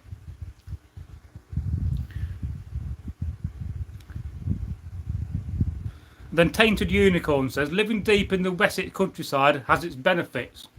Oh yeah, it's another part of the world I thought about moving to, or buying another place. I quite like the New Forest. Certainly parts of South Wales look quite nice with the wilderness. Certainly parts of the Northumbrian coast and the Yorkshire coast where they got a lot of woodland looks quite nice as well. Because where I live, it's too overpopulated. There's too many people, and there's not enough nature to make you survive. And then King Edward says, luckily I have seeds to grow my own vegetables and herbs. Well, again, it's another important thing that you store seeds and you have that ability in a crisis to grow your own food. And I certainly thought about, you know, get my act together, get a vegetable plot going, get some sweet corn, potatoes, stuff I can eat, I like, because that'll be good. You know, I've got room for a polytunnel, so I could do that as well. My neighbours have got a polytunnel. I'm a bit of a fussy eater when it comes to vegetables. But in a starvation situation, you're going to eat what you're going to eat, aren't you? So.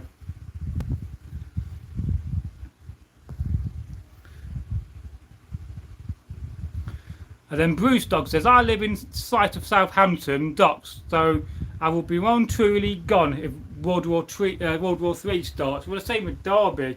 I mean, I often think about it, would the Russians bomb Derby because of Rolls-Royce? Because Rolls-Royce has a mini nuclear plant on it for a start, and we're the producers of all the engines for the submarines and the big ships and the aircraft. So, you know, I'm kind of on the edge of the zone where they would nuke, or maybe do an airburst above Derby. So, you know, I'd imagine Derby's on the hit list. I would have thought so. And I've looked at this a few times and I've seen simulations of it, of how World War III starts with all the nuclear attacks. And certainly the first thing they'll go for is all the military structures and the power structures. But certainly Southampton would be gone, because I think you got a big naval base there, if I recall. So yeah. So I think if there was a nuclear war, the UK wouldn't come out of it very well at all.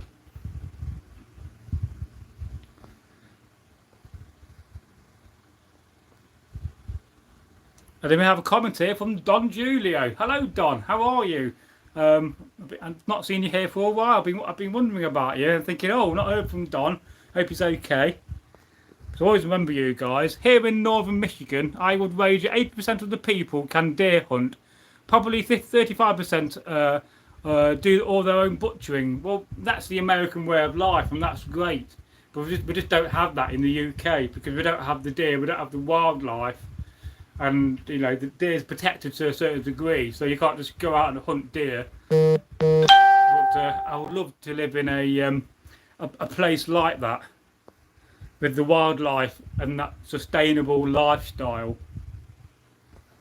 Yeah, so perhaps I should put Michigan on my list of places to move to.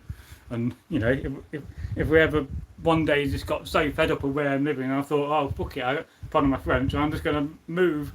You know, sell the house, lose some money, swallow my pride, and because of the situation I'm in, and live somewhere more free. But of course, it's a big thing, isn't it? And I've lived in Derby all my life, but you know, I do get a bit bored living in the same place, and I do think, and I thought for a while, you know, perhaps I do need to move. It's what my other half wants me to do, because she kind of thinks I need Well, that was a bit spooky, wasn't it? We had just had a slight power surge, and then we lost connection properly this time. Very spooky.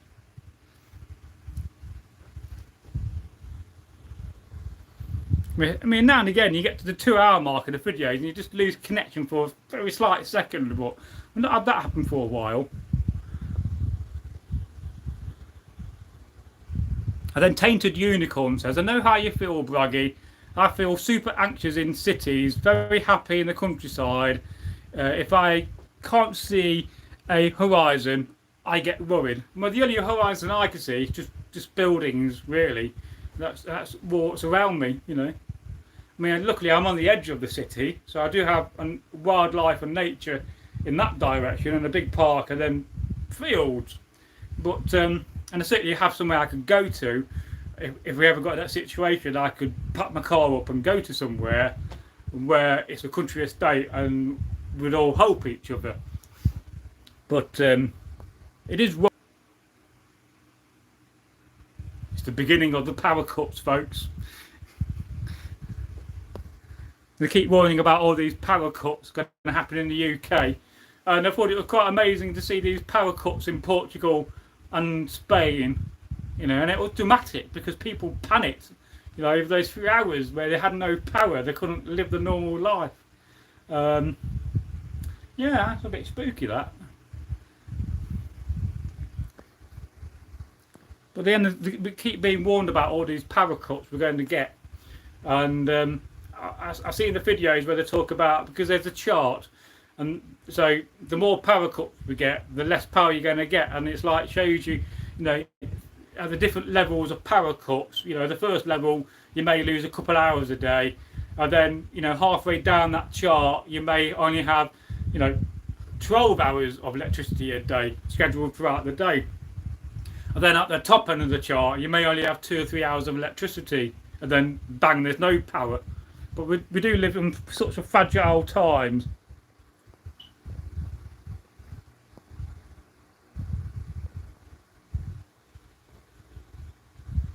But yeah, I mean, yeah, I do often worry about living in a city. But it's just, at the moment I can't do it, but it's maybe in the future where I have to think about it. And again, it's all about, you know, strategic. I can never say that word, relocation, about finding a place where you're safe, but not just safe in this aspect of feel safe, but you are safe in the aspect of, you know, you got a water source, you got woodland, you got animals, you got less people, you got sources of power and all these elements, and you got no military structures about you, you're not near a big city. And there's a guy, his name's Joe, I can never remember his name, but he wrote a book about it with the same title, and then he used to be a guest on the Alex Jones show on whatever that TV program he had, channel, years ago. But it was quite good and revealing and I've seen him on other channels, this guy, but I think his name begins with an S, his surname, but I can't quite remember his name. But it is important when you do move, and you move on that purpose to get to a safer situation, that you do go and fundamentally go to somewhere where you're going to have the structure around you to be safe. But it's no point, you know, moving to the edge of London. That's a terrible situation. Certainly in the Midlands, it's too overpopulated. Scotland, there's various places in Scotland would be safe, but then again, there's also lots of naval, installments up there, and lots of, you know, military structure. So some of Scotland wouldn't be safe. Again, with Wales.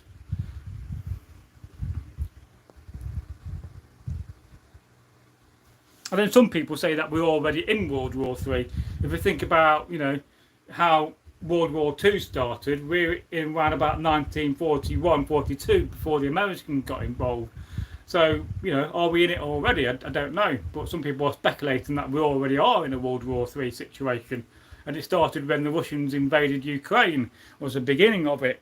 But, I mean, there's so much to this whole big geopolitical picture, it's very confusing. And then King Edward says, I still need to get some power cord to make my own slingshot. Oh yeah, having power cord is such a great thing. I assume you can still buy it in army stores. There's an army store not far from me in Ripley. Perhaps we'll go up. I'll take my camera and actually go have a walk round and film it and do a tour for you. It's good little army stores with a big warehouse. I've not been there for many years, but I certainly in the past I've bought good army boots. I bought some really nice army clothes. And what I like about army clothes, you know, shirts and jumpers and jackets, they don't wear out. They last for years. Whereas you go to a shop and you buy yourself a modern jacket or a modern jumper, 2-3 years down the line, not even that, it's got holes in it, it's worn out and it's tatty. So army clothes, they're made to last, and they're made to last for a reason, because they're military.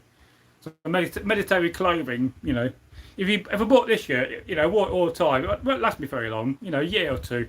It will get frayed and it'll get holey and it'll start to stretch. Whereas a military shirt lasts you years.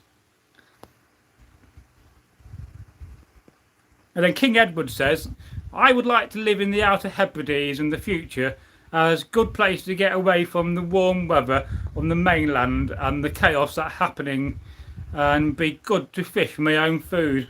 Well, yeah. I mean, I don't know, how old are you, King Edward, roughly? You don't have to say precisely, but are you in your 30s or your 40s? Because at some point I think, well, you know, I'm getting towards 50, even though I don't look it. I mean, I went out last Friday. I told Callum how old I was, and he went, Jesus, you're not that age. He said, I thought you was my age, about 38, you know. So that was quite a compliment. But then again, because I've had no children, that's the idea and the reason why I don't think I look so young. But if we're going to do it, I'm going to have to do it in the next few years, because I want that to be the home I live in for the rest of my life. But yeah.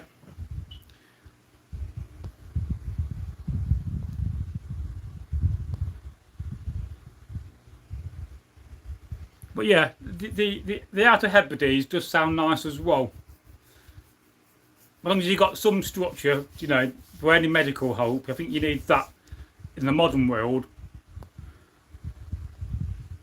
And then Bruce Dog says, laughs out loud. Then Don Julio says, would fit in well, probably just the crazy Viking up the way. Well, sure I would. And, you know, I'd quite fancy being an American. I mean, I just love your history. I love your culture. And, you know, and I've been watching all these videos about all these amazing, you know, explorers like, you know, Kit Carson and, you know, Jebediah Smith and all these others. I have to think of some more names. It will come back to me. Jeff Bridger. All these amazing characters. You know, not in the Wild West as we know the Wild West, but in the early times when they was exploring and discovering America, and I just love that. I think it's just incredible. It really is. You know, Lewis and Clark. I mean, how amazing were those two guys? You know, going up the Missouri and riding the land cross to get to California, and you know they got in trouble with the Spanish and got arrested for a little bit before they got allowed to let go, but they wasn't allowed to sail back. They had to go back the same way, but they decided to you know go up north. Was that another party? I think that was another party. I'm getting confused now. But yeah, I mean, and you think about it, that you know it's only 250 years really since we've been discovering all those amazing places in America.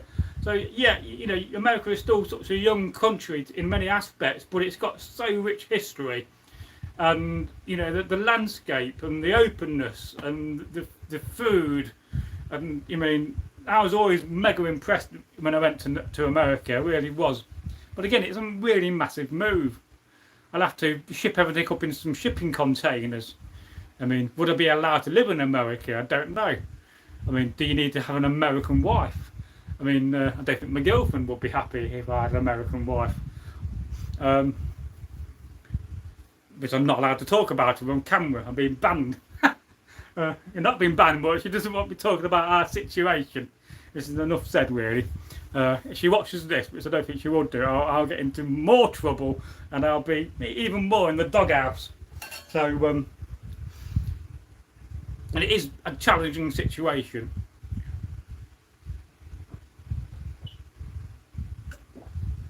made more difficult because I'm challenging. But yeah, so I just love that idea, you know, and you know, the American War of Independence. I mean, that what a well, not a marvelous war, it's a dreadful war. But you know, I would never be a redcoat in that. I would be a continental soldier all the way through, or maybe, you know, a Minuteman, or maybe a rifleman and wear some good furs. But you know, yeah, that's just incredible history. And you know, you would never get me to sign up to be a redcoat in that war. You couldn't pay me all the money in the world. You know, I prefer to just be lined against a wall and shot by the redcoats rather than being a redcoat. I'd never be a loyalist. I would be fighting for America all the way through the American War of Independence. And then all the native history as well, the native tales and their culture, which, you know, certainly suffered because of the, you know, how America developed. But yeah, it's pretty amazing stuff. And of course, I've not seen a lot of America. I've only seen a little bit of it. But what I have seen is just incredible. I think there's something happening tonight, because that's the third power surge. I've lost connection for the third time or second time. Unless we're having some static weather from the sun, and there's maybe some, but I don't recall hearing about any solar flares. What time is it? I mean, it's 11 o'clock. It's not like the busy time of the night to be having people using electricity. Not unless half the population in the UK has decided to make a cup of tea right now. Yeah. I don't recall having a power surge for a long time like that, and that's 3 we've had now. But they always do say good things happen in 3s. But that's a bit spooky, that. Perhaps I don't like us talking about some of these subjects we're talking about. Perhaps it's the government trying to shut down the live stream, I don't know. You know, don't talk about World War III on camera, Braggy, or the government are going to switch off your power. Don't have a smart meter, is the story there.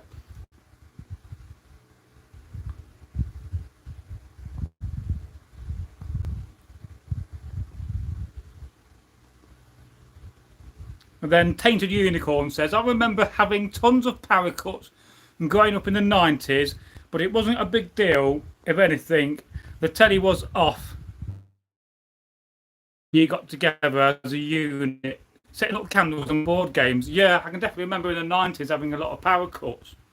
And we've not really had them for a long time in the UK. It's a very rare thing.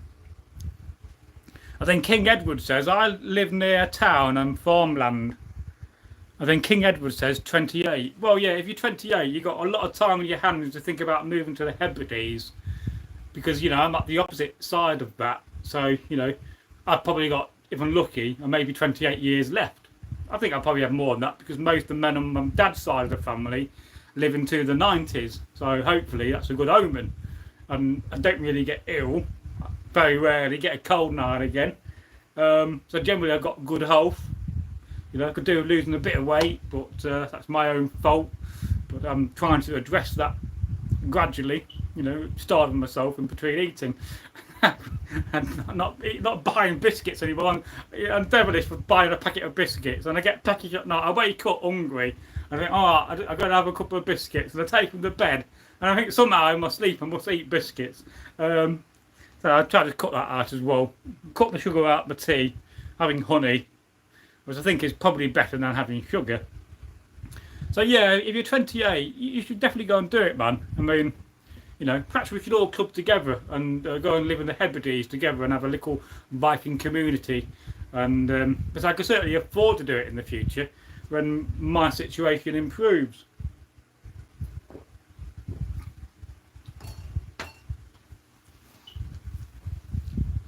But you also get, you know, connected to where you live, because I've been living in this house for 25 years. So, you know, it feels like, you know, that's most of your life. I'll be living in the same building. I mean, you know, if I really think about it, I can actually calculate the amount of years, days, months and minutes, minus the leap years, of how long I've been living here, if I thought about it for 5 minutes. Because I know exactly what time I moved in. I know what day I moved in. Because I remember it was on my birthday, December the 1st.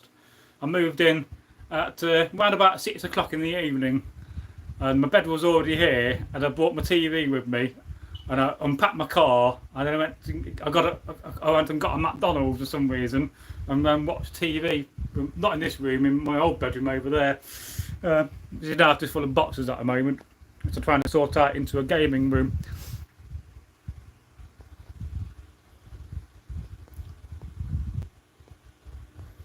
And then Tainted Unicorn says, yeah, nah, I feel 50 at 35. I've got 2 kids. Well, yeah, of course, Dave. You've got kids that do make you feel older, I guess. And I'm still at that point in my life where I still want kids, but I better start hurrying up to have children if I'm thinking about it. But of course, you know, trying to meet somebody and trying to find somebody to go out with is difficult. And although I met somebody, we've been having lots of problems because of various reasons from her end, which is a whole from what I've been going through myself behind the scenes. But you know, at the same time, I'm also prepared to move on if I have to, but I'm not going to wait around for somebody forever. But I'm used to being on my own, so I'm quite happy with that. But yeah, it'd be nice to be 35 again. I'm pretending to be 38 at the moment because psychologically, if I pretend and think I'm younger, then on a psychological level, I'm going to feel younger and look younger and act younger. And I'm still acting like I'm in my 20s, to be fair, because I'm still doing the same things. Apart from in my 20s, I didn't make content and dress as a Viking on camera. That's a bit of progress.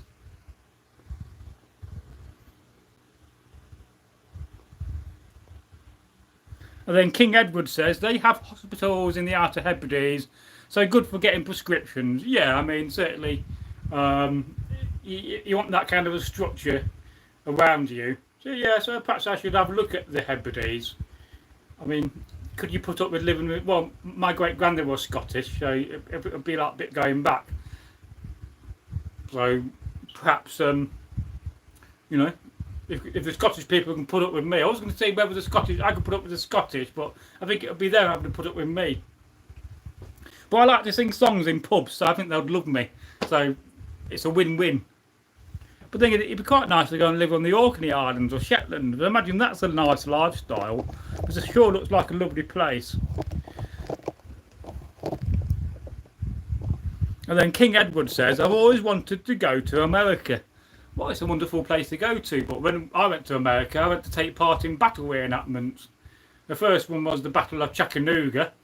I can't remember what the Union called it, but the Union and the Confederates called the battles different names.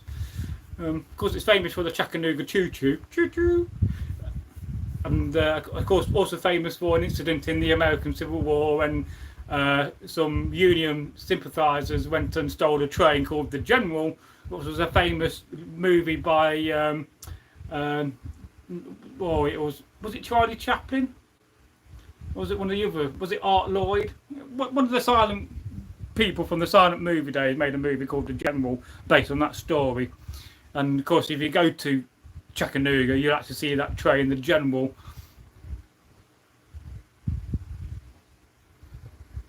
And then Don Julia's got some laughing emojis, and then says M16. Yeah, M16. Yeah, I like an M16, but I also like an M79 grenade launcher as well. You know, just for backup, you know. That's them gone, bye. Or maybe an M60, but let's not be too greedy. Yeah, M16, or you know, or AR-15 maybe, American Rifle 15. M16, maybe the new version. M79 and M60. You have to be quite strong to carry an M60. You need a lot of bullets. I might as well go for a tank as well, or a Jeep. Yeah, get one of those Humvees. You'll just go to Afghan, then they've got tons of American military equipment over there for sale. I've seen a few videos of that. A guy goes in the shops and he just sees a lot of the stuff the Americans left behind, which is bloody ridiculous if you ask me. I mean, bloody Biden should have got his act together and brought it all back. But it's all cost bloody money.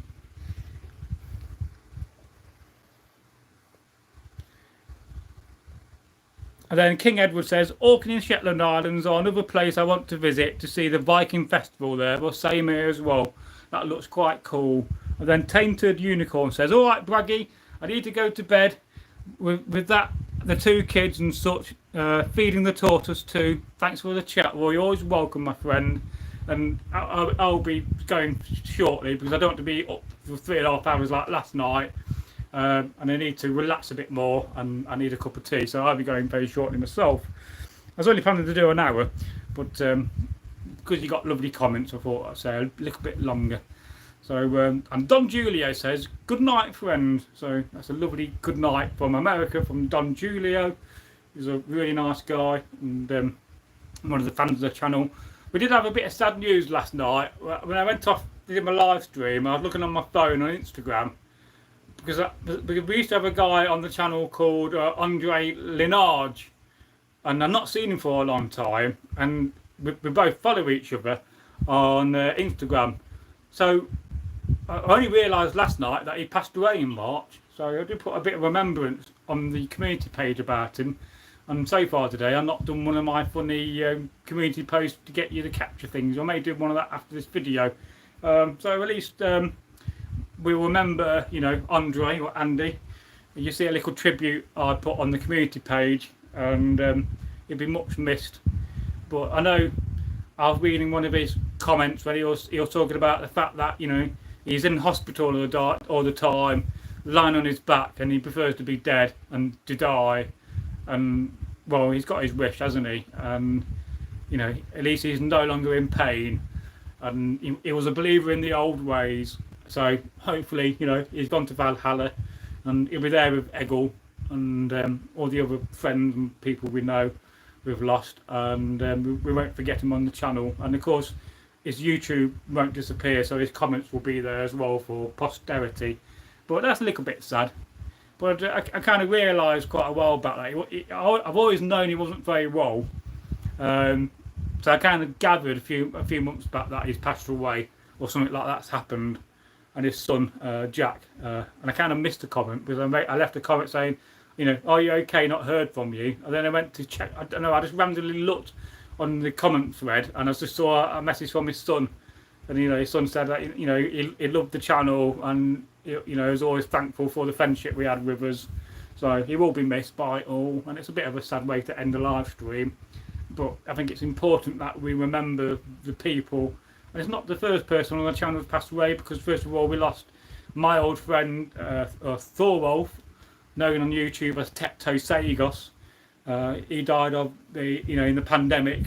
He caught COVID and got into hospital, and basically they just got rid of him. You know, they just gave him medicine to kill him off. That's what my thoughts are. Like a lot of people died because of COVID, because they didn't give him the right medicine. And if he had, you know, antivirals and he had the right medicine, he may still be around. But again, he had underlying problems in his health, cancer survivor. So, you know, he's not the first person we've lost on the channel. So Tecto Sagers was first. Then, of course, we lost Egil. And now Andre's gone, or Andy to his friends. So that's sad. But at least we'll remember him. And that's what he would have wanted. And he wouldn't want us to be sad. He'll want us to carry on, to keep battling, to have that resilience, but also not to forget. So at least on the community page, he'll be remembered. And in all the live streams he took part in, when he was in the comment section, and all the comments in the old videos, they will still stay up. And we just won't forget our old friend Andrew, you know, Lafay Linards II. And I just hope his family's okay. And then King Edward says, the Snake Slayer is my favourite American gun. Even though I don't own one, I like the design of it. Yeah, I think I know that gun. I think I would have remembered a gun called the Snake Slayer. Is it just made purposely to kill snakes? I'll be definitely trying to look that up after this live stream and try to remember it. And then Tainted Unicorn, he's probably gone now, says, thank guys. Well, thank you, Tainted Unicorn. Lovely to see you here. And Bruce Dog says, I remember his name. So you do remember Andre. And that's good. I mean, yeah, he certainly played his part in the channel when it comes to leaving comments and watching the videos. And it's a bit sad, but you know, death is just another journey. Whereas that way I see it, you know, if it's 50-50, you know, you either die, nothing happens, or 50%, you know, there's an afterlife, or you go to wherever you go, believe Valhalla, heaven. Then it's a good gamble, I think, isn't it? Is it 50-50? Because there can't be any more. You know, it's either you die, nothing happens, or you do die, and something does happen. So, well, you know, I'll see if I can come back as a ghost and leave comments as a ghost. I would do, but I don't think that'll happen. And then Bruce Dog says, "COVID killed off my elderly neighbour. Now I got a load of annoying family in there." Laughs out loud. Well, yeah, I mean, so many people lost relatives during COVID, and you know, it's a sad time we went through, and all the mind control of it, and the control and the censorship, and the amount of people got taken off YouTube. And you know, even back in the day when me and Egg were filming, we couldn't mention COVID. You know, we have to, you know, I called it the Kung Fu or the Kung Flu, and then, you know, you can't mention vaccination, that word. You have to call it the special operation, which I didn't have, because you know, I just felt like it wasn't. Well, you know, it's my intuition just kept saying to me, "Don't have it, don't have it, don't have it, don't have it, don't have it." And no matter how much my people pressed me to have it, including Egil himself, saying, "You must have it, man, you've got to be responsible." But I'm saying, well, I don't want to have it because I just don't feel right. I just don't think it's going to be safe. It's too rushed. It's not being researched. It takes years and years and years. It's not gone through the 10 stages of development and testing. So, you know, all these things were just a massive, you know, red flag to me, which just said, don't have it. And I'm glad I didn't.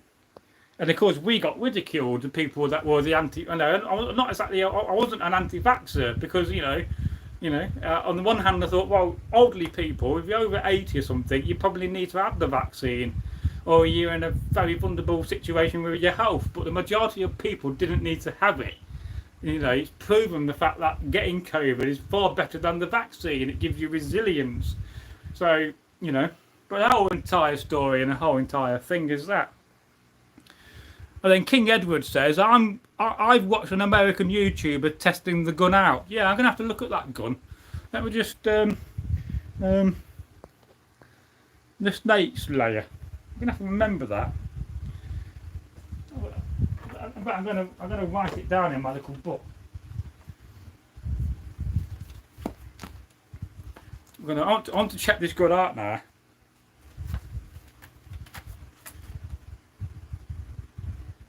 Snake Slayer. I'm very curious. That'll be the first thing I'll be doing after this live stream. And I did remember the Viking guy that Opperten talked about last night on his boat, the Hund, Ruli Hund, and I've already read the story, and I think that'll make a very good story for the channel. So maybe I'll tell that about how he killed Saint Olaf. Well, not Saint Olaf, but King Tryggvason, who later became Saint Olaf because he got martyred by this Viking legendary dude. And did you ever see that video of the guy that was firing a gun in America and it exploded on him, and the gun's like blew up and exploded? That was crazy, and how he managed to survive that, you're damn lucky, really. So you have to be careful. But you go to, you know, the museums in America, and you'll see cannons, and the cannons are blown up, and you just see massive holes in the cannons. So it does happen all the time. I mean, I've seen it myself to a certain degree, especially if you get somebody that, you know, and this happened in the American Civil War a lot, because some of the soldiers, you know, they was trained, but they were so nervous about what they're doing, they just kept on loading and loading and loading the guns. And you know, they found guns which have got, you know, the whole barrel is just full of ammunition. And if you know how it works in those days, so it's not like a bullet. So what you have is a paper cartridge. You have the beginning of it will have black powder, then there's some wadding, and you have the round ball or the mini bullet, and then more wadding, and then you base. Well, I'm getting that wrong, but it's upside down. So it's the wadding, it's the bullet, it's more wadding, and it's the powder, because you tear the paper cartridge, you pour it down the barrel, and then you got the bullet which goes down, and then you stuff the paper down with the wadding because you want that to cause a vacuum at the end of it, and then you ram that down with the bullet, and then you ram it down with the powder. And then you could always tell brand new recruits in re-enactment in that period of time, because they bite the cartridge and they bite too far in, and they end up with a massive black mouth or black powder residue. So you could always tell the greenhorns, you know, the noobs, because they're not doing it right. I'd like to tear it myself. You know, I certainly have bitten into the cartridges, but I generally used to tear it. And then now and again you'd have a problem where it won't fire. So, you know, you have in your hat what you call a nipple prick, and you go to port arms, and then you put it down your nipple of your gun. You have a little mechanism and like a threaded thing with what we call a nipple. And if that don't work, you just pour a little bit of powder at the end of your, you know, on your nipple. But of course, I can't show you that on camera because YouTube will take the live stream down. Like I did a few weeks back when I learnt my, you know, lesson. Don't do it again, Buggy.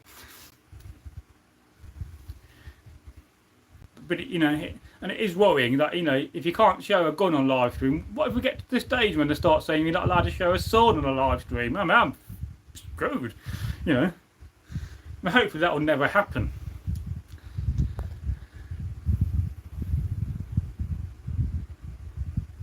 Yeah, and I recently saw a video. So you talk about, I'll just read this other comment first.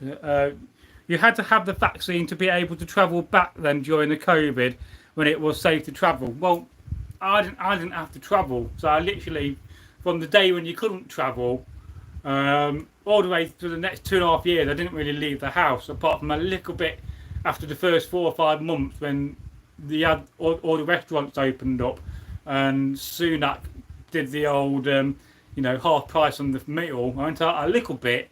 But because of the fact that I was already housebound being a carer, that's why I didn't have the vaccine, and I wasn't forced to have it. But it did mean I stayed in my house for 2.5 years. I didn't really leave the house until mid-2022, really.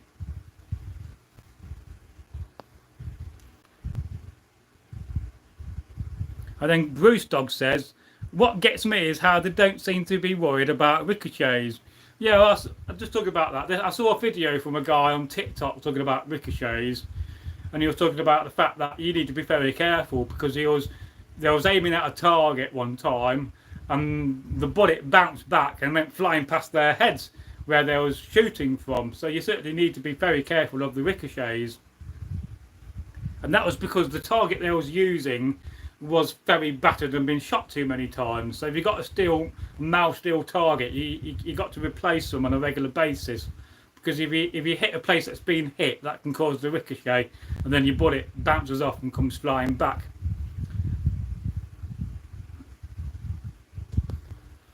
And then King Edward says, I need more practice with my aiming. Well, they do say you can never close 2 eyes. You see a lot of people always close their eye when they aim, but in the military they don't teach you that, because if you're closing your eye, you'll just blind yourself on this side of your face, because most people will close the left eye. Well, if you're in close combat and you're aiming, there could be some Russian or whoever attacking you from that side of you, and you won't see him, and the next minute you've just been bayoneted. So they teach you to aim with both eyes rather than one eye, is my belief. Whether that's true, I don't know. Whether that's an urban myth. And certainly the amount of times back in the day when you used to, you know, fire the musket at the Confederates, of course we didn't have bullets, we just had black powder. I never closed my eyes. I just, you know, I used my pen. I just kept both my eyes open. At first, when I first did it, I did close my eyes. But I had a sergeant called Dave Thorne, who was a paratrooper, and once joined the French Foreign Legion when he wasn't allowed in the SAS. One of his mad moments in life. Lovely guy. He's passed away many years ago. He was a character, was Dave. I can remember once I gave him a World War II tin hat, and the first thing he did in it was piss in it and put it on his head with his piss on it.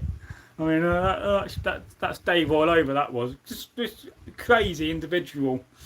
I wish I kept that helmet now. Never mind. Funny what you give away and you regret.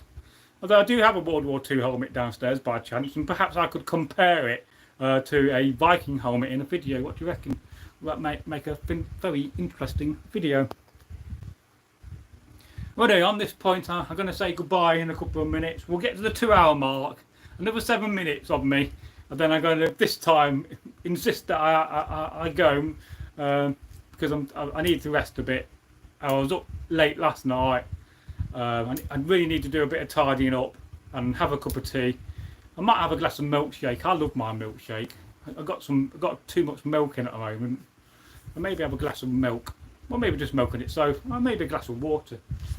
And it's just so warm as well. Don't really help in this climate. It's so muggy.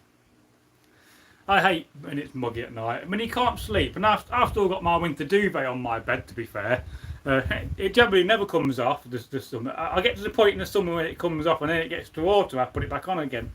And I can sleep with my duvet off, but it's quite funny. I don't mind sleeping with my duvet off my body, but I've got to have my feet covered up for some reason. If my feet aren't covered up in bed, it don't feel right. So, you know, I don't mind my feet being covered up, and the rest of me not being covered up. But I must insist that when I go to bed that my feet are covered up by a blanket or duvet. I don't know why that is. Is there some psychological reason for that? Do you feel safer if you have your feet covered up at night? I don't know. Or am I just a bit peculiar?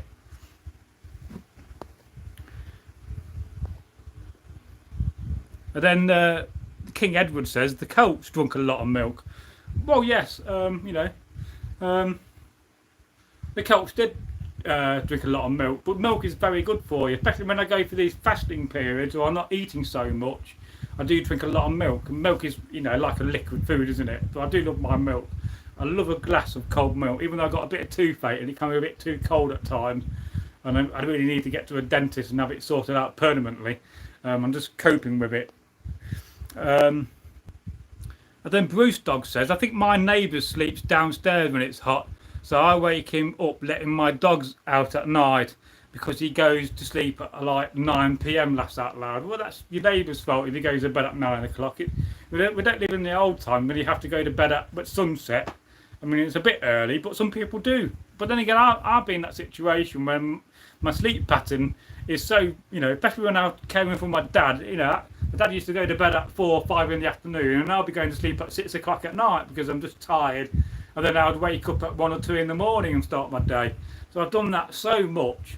And, you know, I've certainly been to bed in the last month at 9 o'clock at night, but I've also gone to bed at 12 o'clock at night, 7 o'clock at night, and 5 in the morning.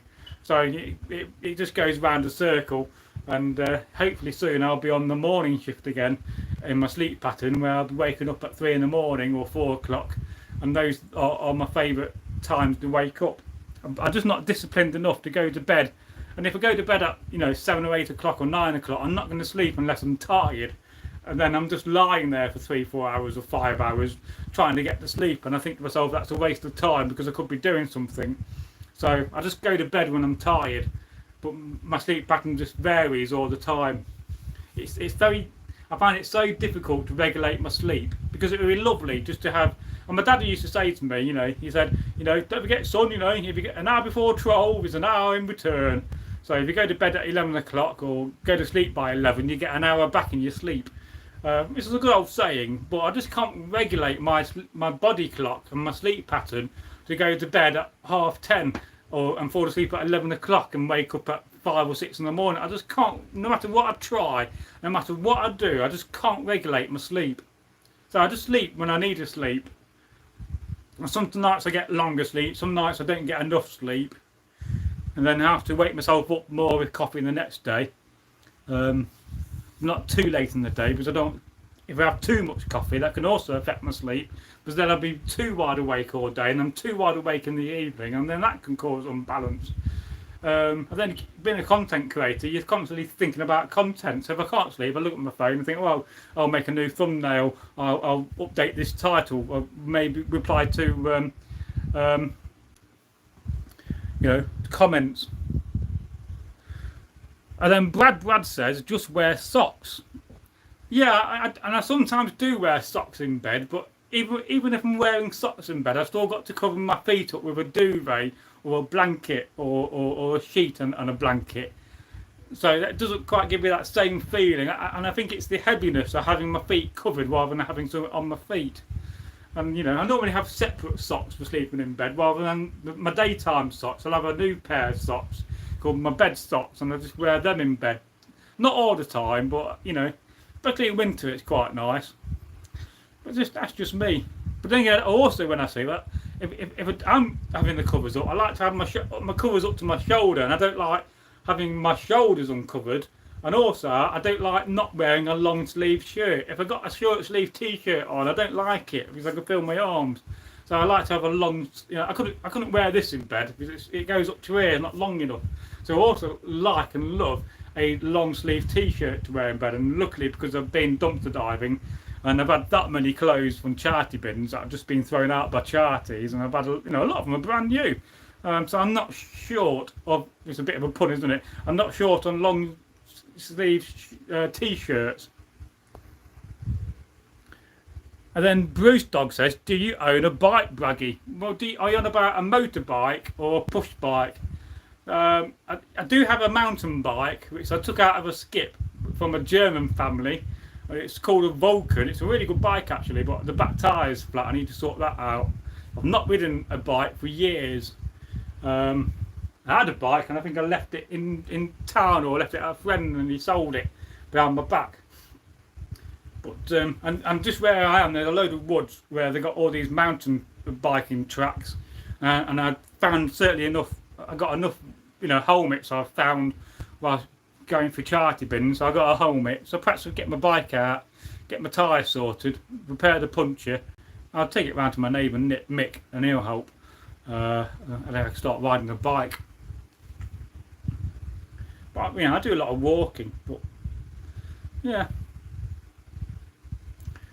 I don't know if I had a motorbike. I'll have a trike, 3-wheeled one. I do think I'm brave enough to have a motorbike. I've had too many friends that have died on motorbikes. It puts me off.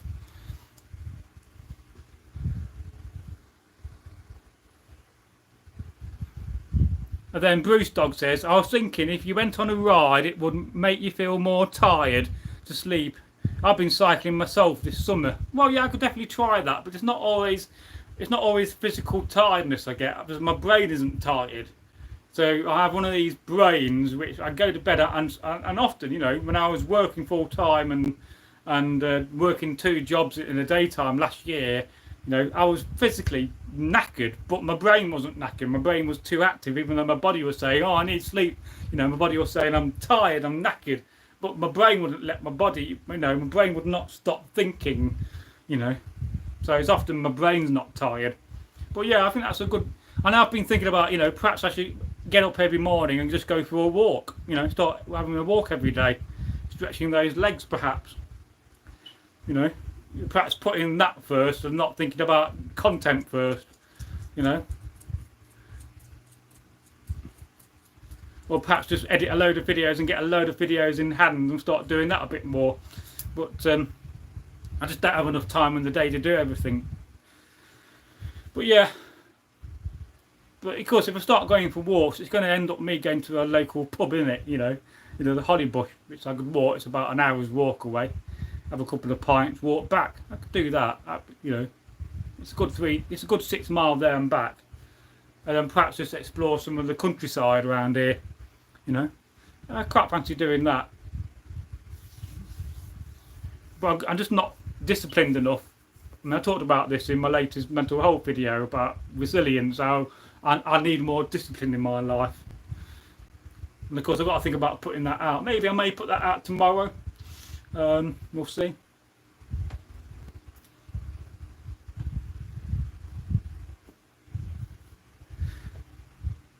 We've had no more power surges. That's good. I don't know what was that about.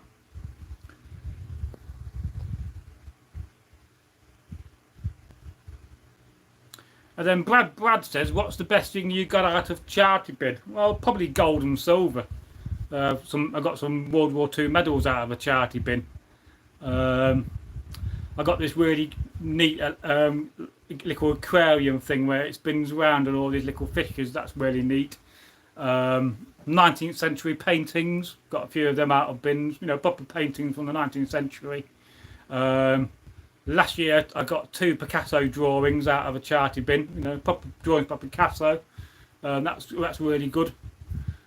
I've already priced them up with a friend of mine who's an art dealer. He says they're worth probably about £500 to £1,000 each.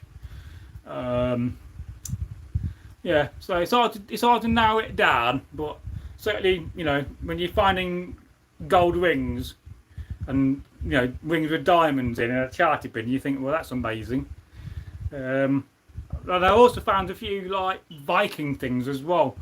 I found a really nice, little hand scythe, which really is quite Viking in design, even though it's probably more of these modern Indian ones, but it's just got sorts of rustic design. I found 2 real nice flat skillets, which really look quite Viking-y, so that's quite cool. I found a really decent rock, and I got this crazy idea, well, perhaps I could actually get this really thick steel. I could probably turn it into a helmet, whether I do it in one piece or quarter it and make panels and then do the crossbanding. So that would work out. Yeah, and the World War II medals, there are 2 stars and the Defence Medal. There was one more. I think there was the European Star, the Burma Star, and the 39 to 45 Defence Medal, which I've kept. So yeah, I mean, I found so much in charity bins, it's unbelievable. But I don't do it often because I end up getting too much stuff if I can't control myself. I get too excited. Look at this! Oh, look at that! I'm having this! I'm having that! I'm taking this and taking that! I'm having that! And then I'm also taking crap that I don't really need in my life. And then King Edward says, I found a 22-carat gold earring outside a cemetery a couple of years ago. Well, again, it shows you people are dropping stuff all the time. And I've certainly seen these videos where people go along to like the jewellery quarter in Birmingham, but they did this in New York and in America, like in Las Vegas, where all the jewellery shops are, and they got them scraped up or the dirt in between the paving stones, and they've ended up with like gold and diamonds and rubies, little minute ones, but they're certainly there. And there's a guy in the UK did it in Birmingham and London, and he found like quite a bit of gold, all micro bits of dust of gold. But by the time he got it together, he had like an ounce of it, which is worth what, £2,500 at the moment. So it does show you that there's treasure everywhere. Anyway, and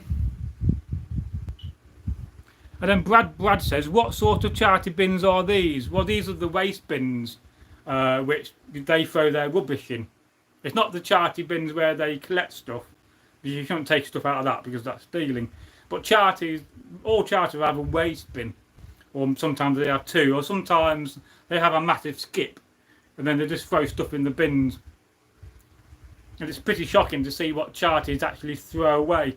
And certainly, I've donated stuff to the charity, put it outside the front door, and I've gone back 2 days later and I've found it in the bin, being thrown away, And the amount of times we've found, whole entire bin bags of clothes, and I'm not even bothered to open the clothes. They're just being donated to the charity shop, and they think, oh, we can't be bothered to deal with this, we'll just throw it in the bin. And a lot of time we just recycle it, and then we put them back into the charity collection bins, we do that quite a bit. I've done quite a bit of that. So I'm finding clothes, and I'm washing them at my own expense, and I'm putting them back into a charity collection bin, send them off abroad for refugees and whatnot. And there's a refugee centre where I've donated quite a lot of pottery and cups and household objects and clothes for people that are in a poor situation. So it's about trying to save stuff and give stuff away as a dumpster diver. But you do see there's a few bad videos out there where people have actually got into some of these clothes banks and stolen stuff, and they're like, that's disgraceful. Even to the point where people have climbed in them. Although I did see one video where a man was living in one of these clothes collection bins because the lock was taken off and he made it into his home. Yeah, I mean, what a crazy world we live in when a homeless man who's been made homeless has to go and live in a charity clothes collection bin in the UK. But yet we put the immigrants up in hotels, but we can't look after our own people. And then Brad says, that's a good idea. I bet they don't like you doing it. A lot of the time with charties, I've always gone to the charity shop beforehand and stated to them what I'm going to do, and they don't object really, even to the point where they'll say, well, you know, if you come around and want to eat, and we all save stuff and give it to you, so that's good. So generally, it's not the charity that don't mind. What they don't like is when you leave a mess. So as a dumpster diver, you always be responsible and you don't make a mess. In fact, me and my friend, the lady from Alistair, we always make sure that we do more tidying and we tidy up the area for them. So from that aspect, they like us, and certainly some dumpster divers will leave the bin open, will leave rubbish all over the floor and not tidy up, and they don't like that, and neither do the police. So if you're responsible and you make sure you don't leave a mess on the floor, then yeah, then they don't mind it. But what you do get hassle from the public, which is why when I do dumpster diving, I tend to do it at this time of night or in the early hours. But more and more people are doing it, and you do meet other dumpster divers, and some of them will be quite nice to you, but some of them will be very rude. And certainly I've not had it, but you know, Ellie's had, you know, my friend who does it has had, you know, the public has seen her and have thrown yogurt at her and insulted her, and she's been threatened by the public. So the public don't understand it and don't like it, and some public will be quite happy about it. Then Brad says, do you get any electricals in these bins, like retro stuff? Well, yeah, I mean, I've had PlayStation 2s and 1s, and you know, get a lot of vintage games out of it, and vintage board games from the 70s and 80s. So, you know, old hair dryers, retro radios. So anything like that just goes straight into the bin, because I can't deal with it. It's not worth the time and the hassle to get it tested. And of course it's getting a bit more scarcer now, so you get less and less of it. But yeah, we certainly found some really nice vintage electrical stuff, and certainly you know, vintage electrical, you know, game stuff as well. I mean, I've had a lot of PlayStation 1 games and 2 games, PlayStation 4 and 5 games, literally thousands of DVDs which are in the attic above me. Literally so many DVDs you could find, it's ridiculous. You know, books, I've had thousands of books out of charity bins. So yeah, you do get a lot of stuff like that as well. You know, designer clothes, Nike, Adidas, Armani, a lot of like boxes for posh things, but people will keep the posh item like the Rolex watch, but they'll throw the box away. But a lot of these boxes, you know, Armani boxes and Rolex and stuff like that, they're worth money because people want to buy the box for the item. Not that I ever sell anything, I don't. But yeah, you'd be amazed. Just go and Google Earth and find some local charities and do some exploring. And there are a few websites out there which will highlight places where people know about. And you know, places like B&M, if their bins are on the outside, they generally will have stuff in. You get a lot of broken stuff. I mean, last time we went up, we got some broken stuff. So yeah, we always have fun doing it. I normally fill my car up in a few hours, up to the roof. I've got a big car. I need a van. I need a bigger house if I start doing it more and more. But anyway, I'm going to get to the point where I'm going to say goodbye, because I need to sit down and relax a bit. I need to get a cup of tea. It's getting towards midnight. I don't know why I'm holding a pen, but I am. I do. I've written something down earlier. So yeah. So thanks guys for hanging about. If I ever get a body cam, I need to buy. I just don't have the money to go and spend money on a GoPro. If anybody wants to send me one, we've got one. You don't need. Let me have it. If I get a GoPro and a harness, I'm going to start filming them and go out on a regular basis to do it and make content out of it. And because it's all about, you know, being a public journalist and showing people what waste we are throwing away. Because it's disgraceful, and charities are meant to be charities, and you're meant to be selling stuff, not throwing it in the bin. And literally, I mean, it's perhaps, you know, if I get one of my paintings done, I'll show you one of my paintings next time I took out a charity bin. Would you like to see one of the paintings I've took out? Hang on. If you hang on a minute, I'll go and get one. Hang on. I'm coming back. I'm coming back.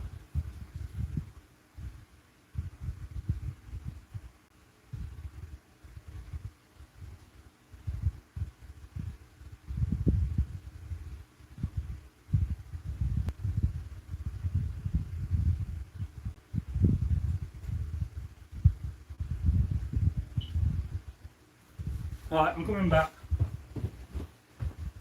Right.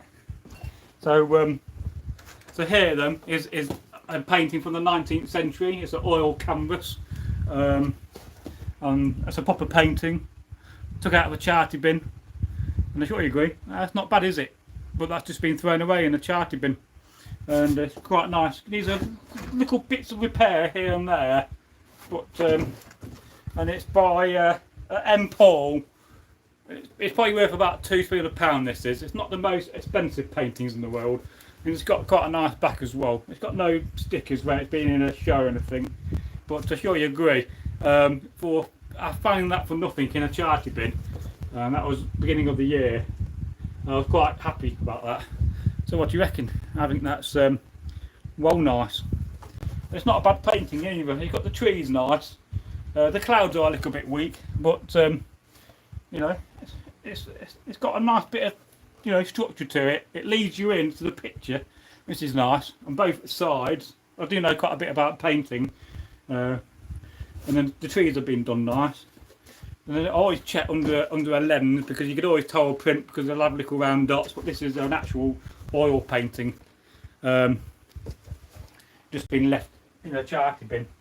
It's probably been on the charity wall for 20 quid and nobody's brought it, so they've ended up throwing it in the bin. And then Brad says that's the sort of stuff I'm after. I used to get mine from recycling places, but they stopped that now. Well, yeah, you can certainly get electrical stuff. If you're into your micro recycling as well, then you certainly will get a lot of hi-fis, hoovers, you know, all these small electrical items, air dryers. I mean, the amount of, you know, and really good ones as well that work. You know, fans, stereos. I've had some nice 1980s big stereos out of charity bins. Sometimes if they're very naughty, they cut the plug off and you have to rewire the plug back on. Especially if they do it really short, you have to put a new old flex on. But yeah, I mean, it's a shame and it's a shock. But you know, I could always save the electrical stuff I find, and then we could meet up somewhere in the future, and I can give it to you as an option. Because, you know, I'm never going to use it, and I've certainly got the space just to shove it in a corner of an outbuilding. And then Brad says, same here, I used to get old TVs and VCRs and fix them and sell them. Well, apparently old VCRs are worth quite a bit of money now because they're very collectible. And I certainly got a nice DVD player out of a charity bin. It works. And then Bruce Dog says, nice, got an itchy nose. And then says, I need to buy a new soup maker at the moment. Laughed out loud. Yeah, I mean, we found soup makers, we found, you know, Kenwood mixers, you know, we found bread makers, sandwich makers, you know, some of it's brand new. You know, I found 2 or 3 brand new George Foremans. So, you know, yeah, but I don't do it every night because I need to get my act together. Well, so I'm going to end up with so much stuff I need to set it on. So, you know, I just need A, to sort out what I've got so far, and B, just get more disciplined and organised, and I could do it every week professionally if I wanted to. But you're just chasing small money, and if I'm doing that, I'm not making content, and content fundamentally in the long term is big money if it pays off, which it will do. Because at the moment, our engagement rate on our channel is 70%, 71% actually. And that's really, really high. And then Brad says, it's stupid, they don't want you to go and have, but they send it all to landfills. Well, yeah, and of course one day we're going to be digging up all those landfills because we're going to run out of resources. So why do that in the first place? But yeah, I mean, the amount of plates and cups and bone china and you know, silver plated knife and forks, silver knives made from pure silver. You know, I mean this teapot, I mean that's silver, that came out of a charity bin, and oh good God, I need to wash the inside of that out. I left some tea bags in and they've gone a bit fussy. That's a job for later on. So yeah, it's amazing. But yeah, I would love to film some of that, get a body cam, and then do some videos on a regular basis. Anyway, I'm going to say goodbye now because I've been threatening to say goodbye for the last 20 minutes. So goodbye. And thank you for enjoying the content. Hopefully this will load up in the next 24 hours and process, because YouTube are a little bit slow at processing these live streams. And then I'll have to make a thumbnail for it. I may be back on tomorrow night if I don't go down the pub, or I may do just an early live stream for an hour and a half and then go down the pub, because my local is reopening tomorrow night and I like to go down and support my two friends that are running the pub, and plus I have some beers, because I'm also having a walk. It's exercise, it's my excuse. And then I'll try to come on Saturday and do one on Sunday if I'm not doing anything. So yeah, we'll go from there. So until the next time we meet again on a live stream, and I hope you've enjoyed today's videos. I know I put out a very, very short, long format video because a couple of years ago I filmed quite a few very short, long format videos just to test what short, long format videos would be like and whether they would be effective. So that's the reason why there's a 42-second long format video about the day and acts. I'm just testing the water with that. And do check out the video the other day where I was dancing to some music on headphones, and you've got to go and guess the song I am dancing to. If you're not seeing that video, then do let me know what it's like, because I'm very curious to know whether that worked and whether it's a good video or not. So if you check that out for me and leave me a comment, guess if you can guess the song I'm dancing to. I'm doing a lot of this kind of dancing in it. There may be a clue to the sort of music and a lot of this head banging that gives you a clue. But if you can guess the song, and nobody's guessed the song so far, I've had somebody that's posted a link to a video, but it's not that video. So do check that video out from the other night, where I danced to a song, and it's only 4 minutes long. It's not very long. And you got to guess the song, and I filmed 3 more, so there'll be at least 3 more in that series. And then if it don't seem to work after that and take off a little bit, I'll just give up and try something else on camera. But it's just more for my own amusement, because I just thought it was a funny idea, to put some headphones on and say, oh, I'm going to listen to a song and dance to it, and now you've got to guess the song. But I did not realise in the song that when you mime to a song, you sometimes speak the word. So that's another thing I need to learn to do as well. So it's goodbye from me, and that's been 2 hours and 20 minutes. That's not too bad at all, is it? And yeah, we're doing quite well on the live streams. I'm quite enjoying them. So yeah, until we meet again, it's goodbye. So bye. Well, eventually we'll go by when I press the button. Right, here we go. We're going by now. We're going. Goodbye.